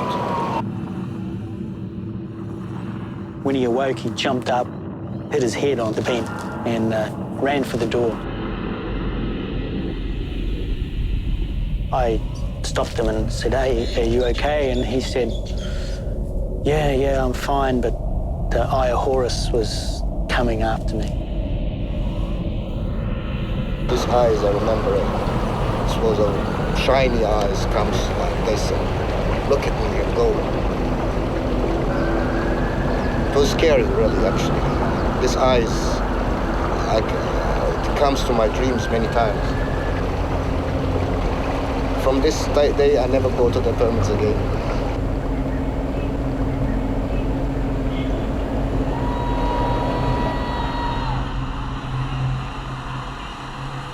It was a really, really powerful experience. You know, for me personally and for musically, it was incredible.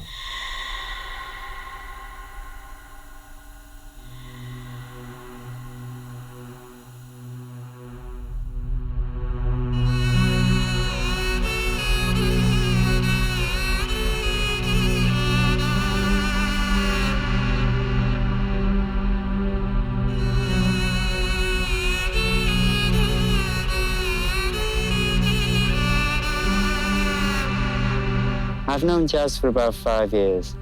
He tried to fight me once. He was rolling his eyes around and freaking out. He was going to chop my head off. Do you know Killing Joke recorded in these pyramids? Jazz told me all about it at the time. What a great coup.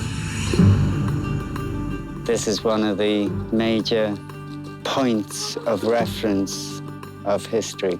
I don't believe that this is 2,800 BC. It's not. It's a lot older. The science isn't human. The science is mathematics that mankind is only now understanding. The whole point of our civilization isn't human.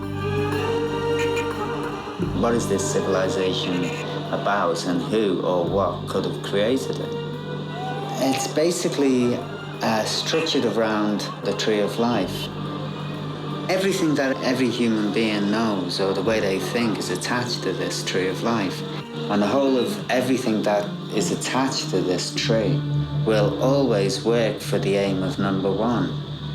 One being the unity of everything that's held within it. So we're all attached to a matrix. Now this matrix, really, I mean, it's very, very, very difficult to believe that any human being could ever have conceived of this. They're making something else, something big, something that none of us are going to have any free will about. We're not going to have any free will once we're attached at all. Look at the ant, look at the termite. This is the new brave new world we're entering.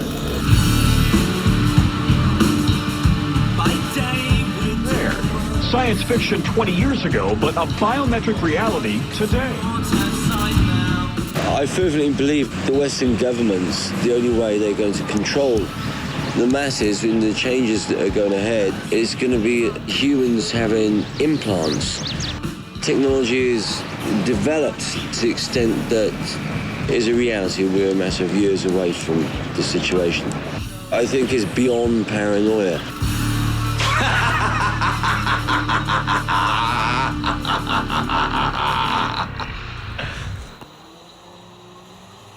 Jazz Coleman and Killing Joke record their next album in Auckland at Coleman's new recording studio next month.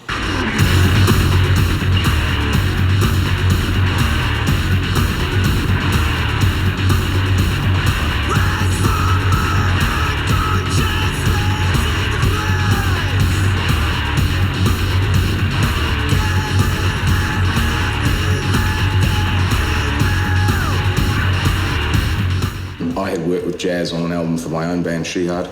He produced that album, which he did a fantastic job on. And when Killing Joke turned up, that's when it all started going fucking sideways.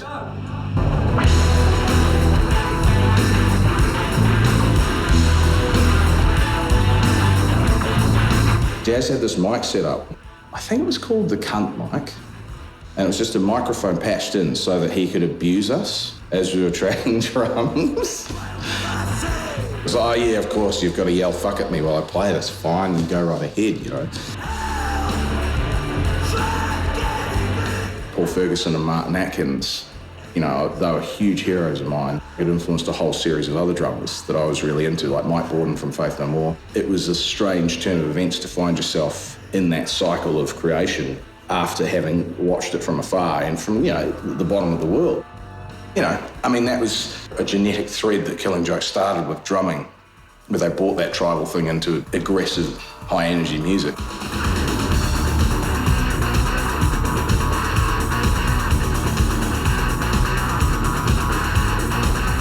A lot of people that got into Pandemonium thought it was Killing Joke's first album. Yeah. And I bet that's happened to them 4 or 5 times in their career.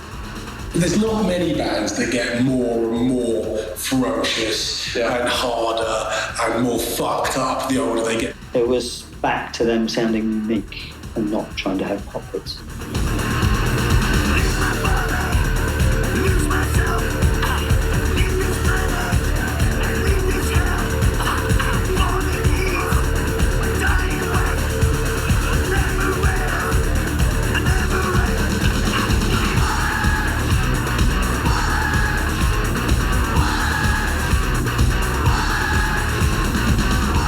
Youth sort of reappeared, And there was sort of confusion as to whether it was Youth and Raven or was Raven out or what, you know. Again, it was that thing of chaos in the background. And we're coming from all different directions, and, you know, for a while it only worked when we played music. The rest of the time there was a bunch of turbulence. Still is.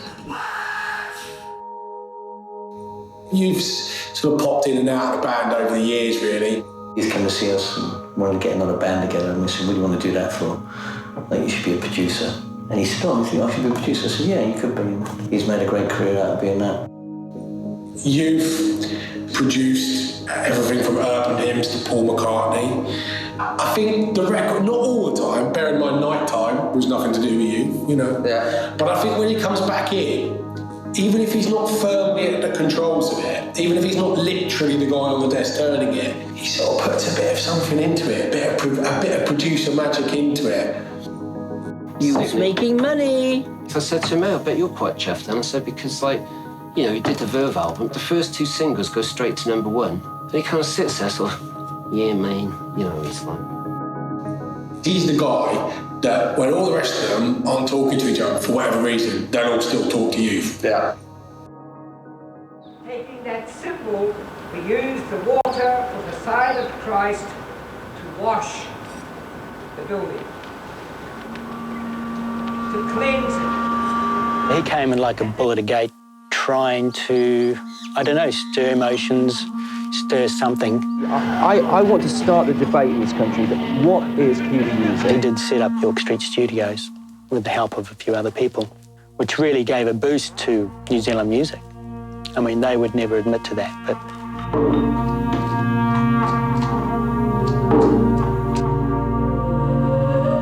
I first met Jazz at the opening of the York Street recording studio. He was really keen to do some recording together, and he was really adamant when we first worked on Oceania that music was to be about the essence of this country. He didn't really care what people thought of him, it seemed. A real sincere desire to understand the Indigenous people and the culture was very apparent, because I don't think in the early 90s we were really doing that as a general thing. And I think that was kind of punctuated when I sang the national anthem in Māori at the Rugby World Cup, because the response to that was so extraordinary. Men of every creed and race gather here before thy face. That's how the second verse of God Defend New Zealand starts. Ironic, then, that when the Maori Hinewi Mohi delivered her national song at Twickenham on Saturday, it didn't go down well with thousands of New Zealand rugby fans. And this representative from the rugby union came in and said, we'd really like you to do an English version. And Jazz goes, no, she's rehearsed that, she only knows that version, and that's the version she's going to do. What is the point of singing a national anthem in a language that most of the population can't understand? The decision to sing it in Māori was a musical decision, not a political one. It's just that, I mean, you've got to listen to this girl's voice. You can't be singing it in English. You've got to sing it in Māori, because you've got to make that statement. This is all about music, you know. This is the issue.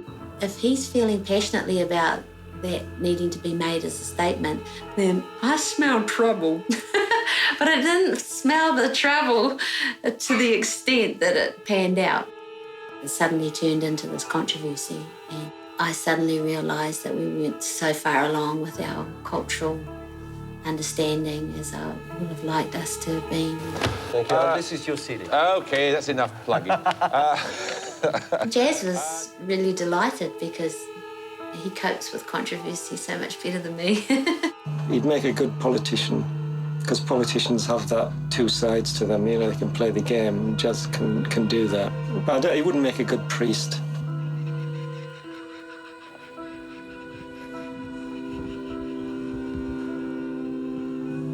This was on the Gathering message board. I heard recently that Jazz had found God. We cannot escape what we are. Far better to study our holy texts. The sun is rising in the east, the beginning of a new day for mankind. My eyes were opened to see the divine mysteries of the Church of Killing Joke. And chosen anointed prophet of God, Jeremy Jazz Coleman, beloved of the Most High. Now, if you fucking put me in this film and that's coming from me, you're fucking dead, I tell you. Arte, Malkuth, Vigebra, Vigedla, Leola. We have 50% chance of survival to the end of the century. Give me strength. The male sperm count is getting lower and lower. We are, as males, an extinct species. The elites are preparing for the inevitable. And Jesus entered the temple and began to drive out those who sold. The Christ said, I come not with an olive branch, but with a sword.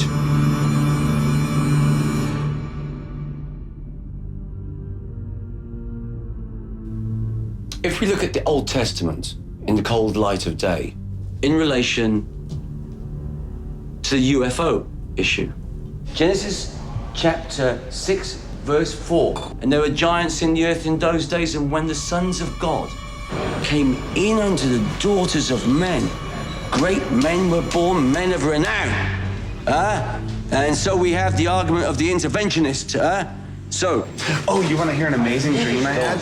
Listen to this. Here's one of my favorite UFO dreams. It was kind of a harbor. The sky, like, fucking imploded. You could see all of these different spacecraft shooting from side to side, and UFOs everywhere. Like Fatima. All over the place. Holy fucking shit. They started showing these propaganda films. It was finally explaining the evolution of man and how it was aided by these aliens. Yeah. Cheers. Cheers. I gotta take a piss. And the star fell from heaven, burning as it were a lamp, and it fell upon the third part of the waters.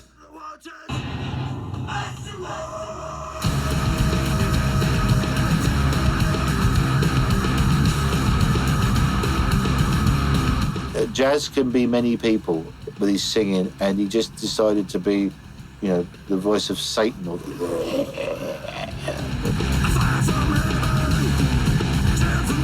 That was an incredible album. I really, really thought that was incredibly powerful album. Andy Gill from the Gang 4 produced it. Youth played on it. Dave Grohl was on drums. I'm just doing the drums. They finished the whole record. Oh, is that right? So it's yeah, it's the first record I've ever done where the drums come last. Somewhat, I'd say.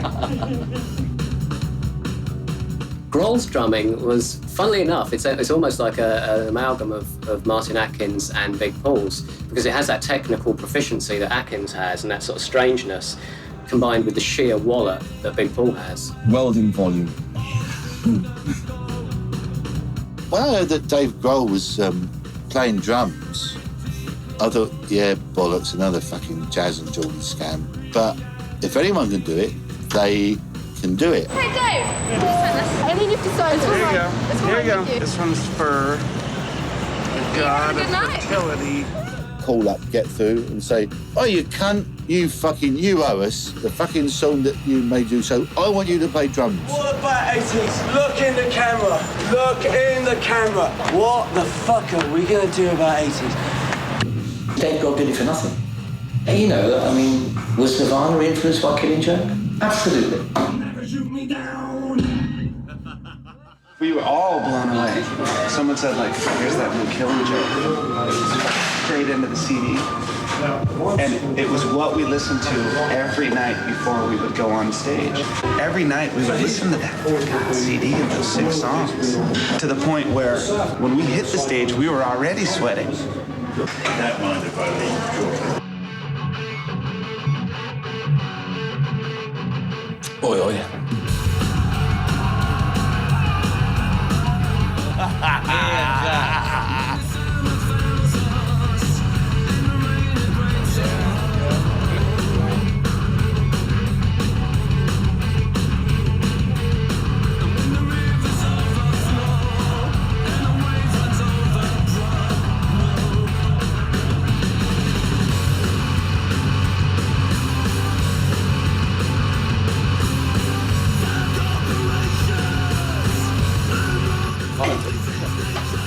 Bang.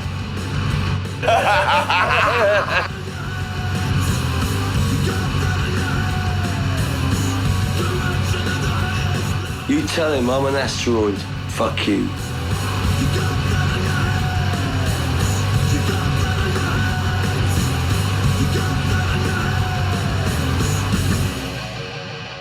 Well, a friend of mine was playing keyboards for Killing Joke. He started to get quite scared about, I think, touring with these guys. And he asked me about maybe taking over for a couple of tours here and there while he was doing other things, and decided to do it. Joined a band in Prague. I remember even being driven from the airport to the studio, and the person driving me was saying, "Are you sure? Are you ready for this?"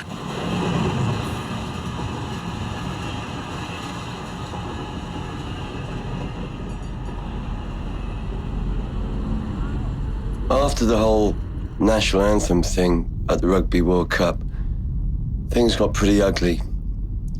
I got death threats from rednecks in New Zealand. Killing Joke had played in Prague very shortly after the revolution, and I wanted to return to Prague. After this, things happened at breakneck speed.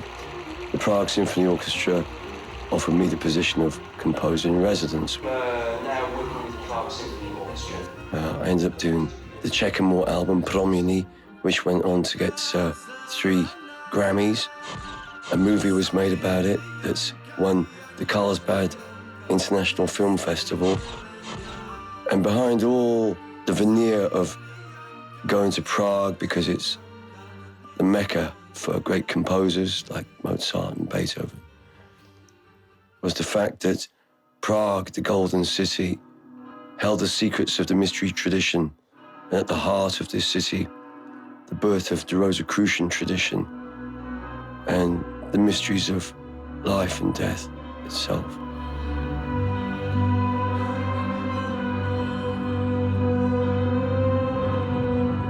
Here at Obecny Dum, we are no more than 40 meters from the Black Madonna of Soletno. These Black Madonnas have curious properties. The Knights Templar situated them over underground streams, following similar principles of acupuncture. Like needles going into the veins of the body of the god, releases energy.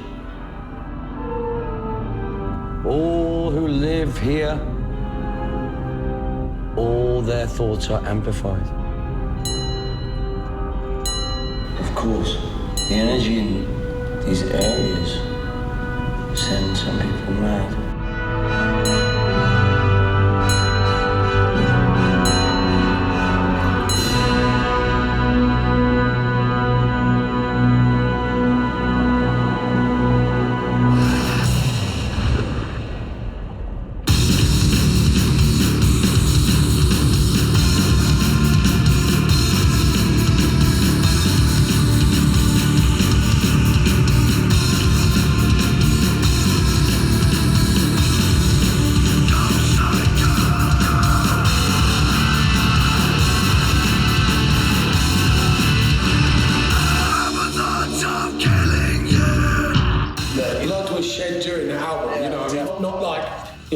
Fisticuffs and teacups.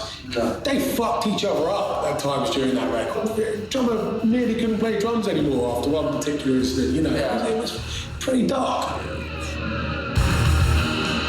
I don't even play that album anymore because it's quite stressful to listen to. I've never listened to it once. It was an insane recording where everybody went absolutely crazy in Prague on every level. There was drugs and alcohol and a lot of things in the mix at that time. It was a non-stop binge pretty much for the first few months. Line front were argumentative is Jazz, Coleman and Geordie. That's it. Yeah, I think they have a self-destruct button.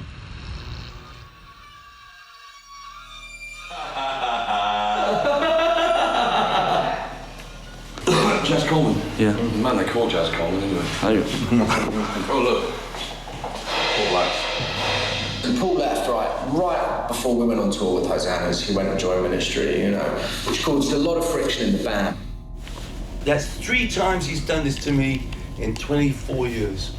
How do you think I feel? He cares nothing for friendship. He tried to fuck us. And more than that, he tried to take our keyboard player for the Ministry tour. He tried to kill Killing Joke. And if I ever see him, right, either I die or he dies.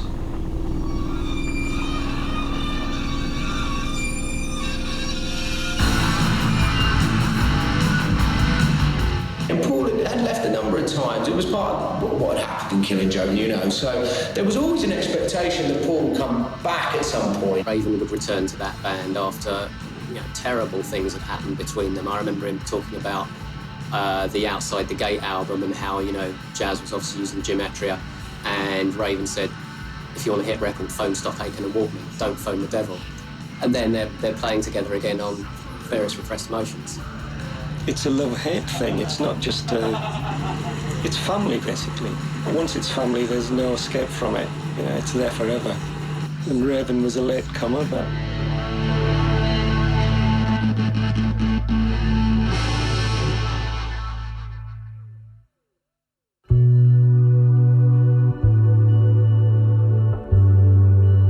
Raven's death was such a shock to everyone. It's one of those things which makes everybody take stock and think about this thing which is Killing Joke.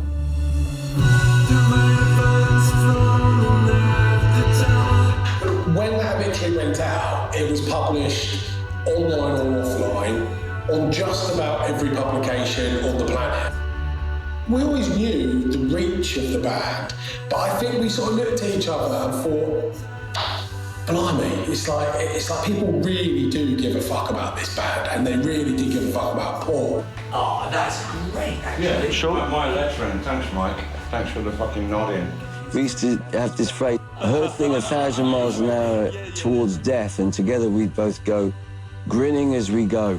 Because like death was always around the corner and people were always passing, but I didn't kind of foresee the youngest of us going.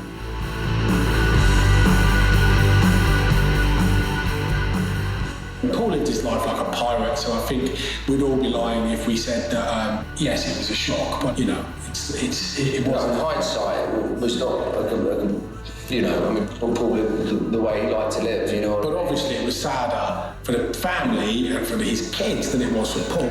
But, you know, you big boys, you know the game. Looks just like you, mate. What do I make of Paul? I miss him. Had some some really beautiful times with him. In his own way, he had a really magnetic bass playing, Capricorn, walk all over you, but I'll love you way about him. I love the man.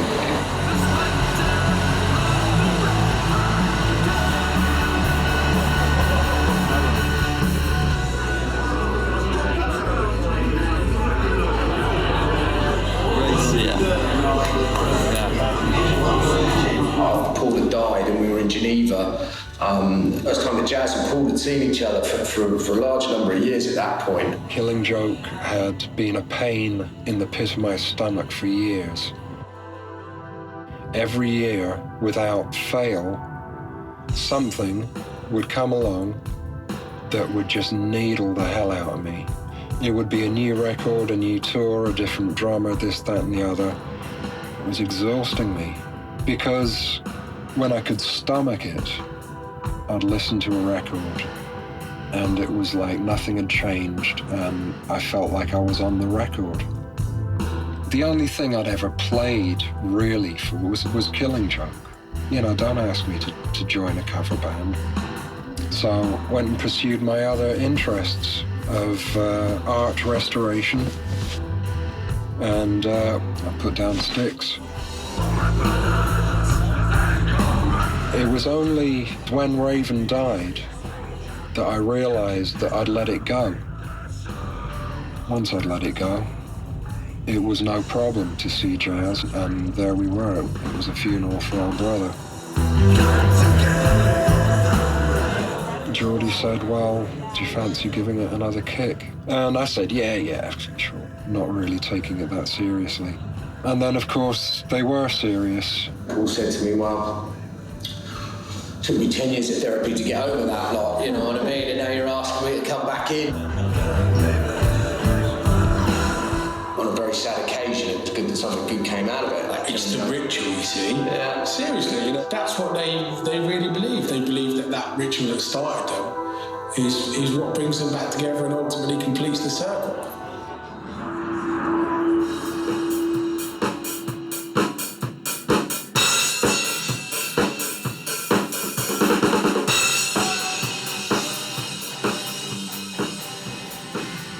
Raven had always said to me, Jazz, if you get the chance of doing the original lineup, do it.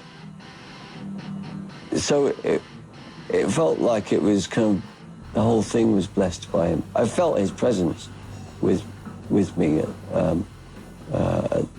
this time. I felt him in the room, his presence. I believe Absolute Descent to put in somewhere. What about something like Exit? 55, 60, 65, 70. When Paul first joined, I thought he was deliberately putting sticks in the wheels of things. Like, you really almost couldn't do anything without Paul going, like, I'm not into that, or wait a minute, or slow down. He suddenly had the realisation, you really are Killing Joke's drummer, aren't you? Yeah, but the intensity of the four of their relationship, even if they were just mates that worked in a factory, is very full on. Yeah. And they've had massive effects, positively and negatively, on each other's lives. And Paul coming back into the fold, he was just trying to map out every little thing so he didn't get fucked. And I don't mean get fucked by the three of the band or by us two, but like in his head almost, so he didn't let himself go down one of the corridors that he'd been down before.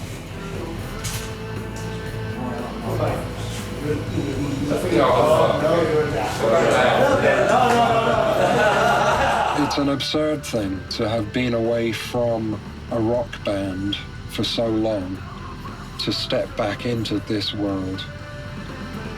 But I felt that we could see if we could find a common ground again to express the things that I need to express in life about the way things are going with the corporate elite, with the police state that we're living in. I want to hammer out the drums and scream with rage. And that's where Killing Joke started. And that's why I'm back, you know.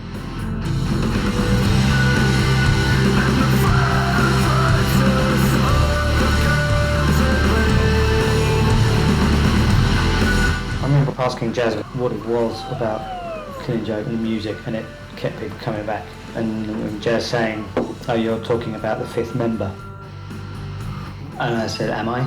And he said, yes. And he said, when I talk about my managers, people think I'm talking about somebody made of flesh and blood. That's not who I'm talking about. He was going, if you know the fifth member, then you will keep coming back to him or Killing Joke.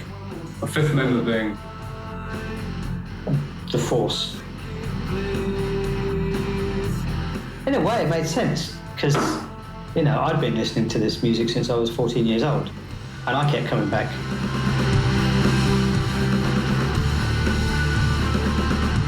Just about everybody in Killing Joke has been sent mad, has been burnt by this fire. And I've got to be honest, I was really angry and I felt that Paul had betrayed us, but then that can't explain the entirety of Paul and all the years. I probably spent more time with him than any other human being on the planet.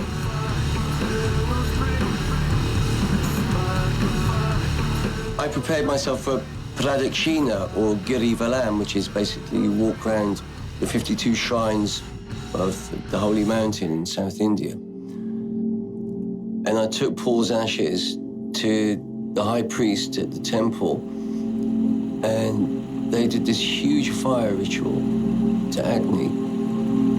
And then I got taken to this river, and I put the flowers in the river, the sacred river, and I let Paul's ashes go.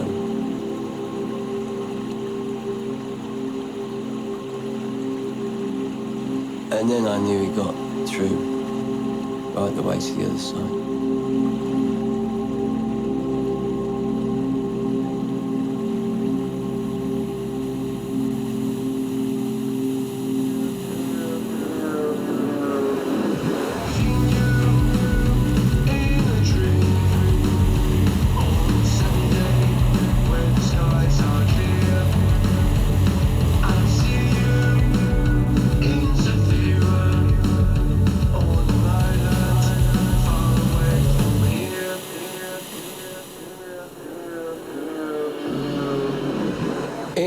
81, 82, when I became sort of inflamed by this idea, my colleagues were well aware of it, and everyone thought I was, of course, justifiably mad.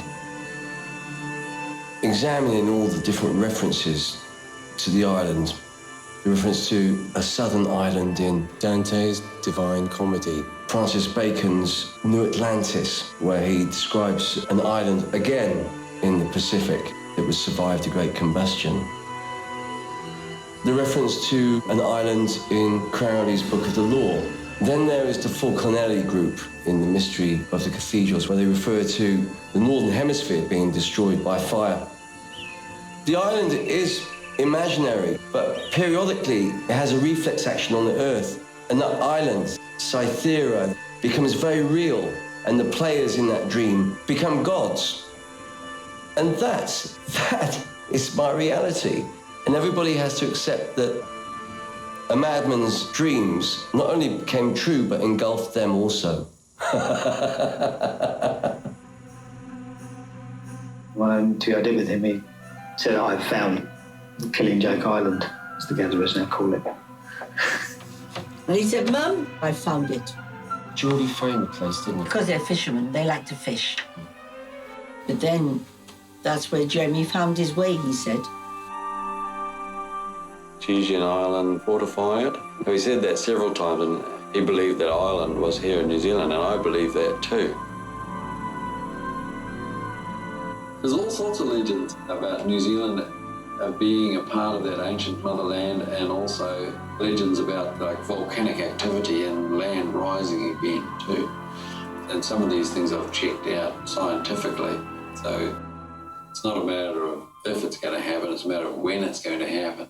Where is it exactly?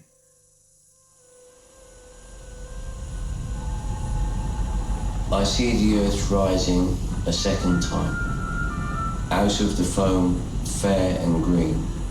Down from the fells, fish to capture, wings to eagle, waters flow. There is something about the island that's absent in everything we've done with Killing Joke. In the same way that we've never done a single love song in Killing Joke.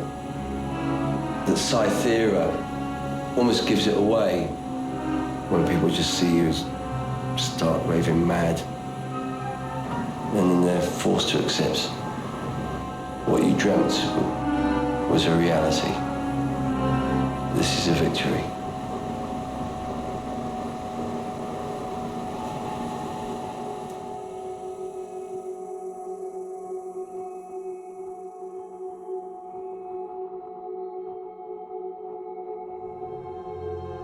In 2012, Mr. Jez Coleman, who leads all things Killing Joke. I don't think it's the end of the world. I've got to be clear about this. We're told by all the indigenous cultures that there's going to be a huge upheaval. Economically, none of our cash is redeemed by gold. It doesn't add up. People are in debt and they're tired and they don't know how to feed their families. We cannot trust the food in the supermarkets. 2/3 of the world are on $1 a day and less, and this is increasing. We can see that the West has lost all moral authority. If there's going to be any legacy of Killing Joke, it's about self-educating.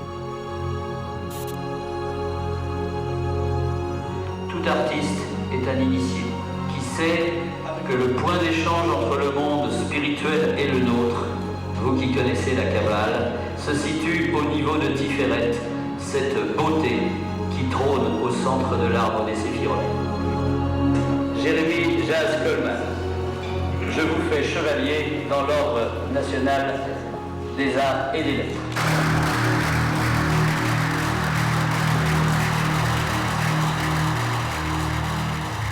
The higher you go to the forces of light, the lower you must plunge to the forces of darkness simultaneously. The darkness that others have perceived is simply the individuated personality which others suppress, and we do not.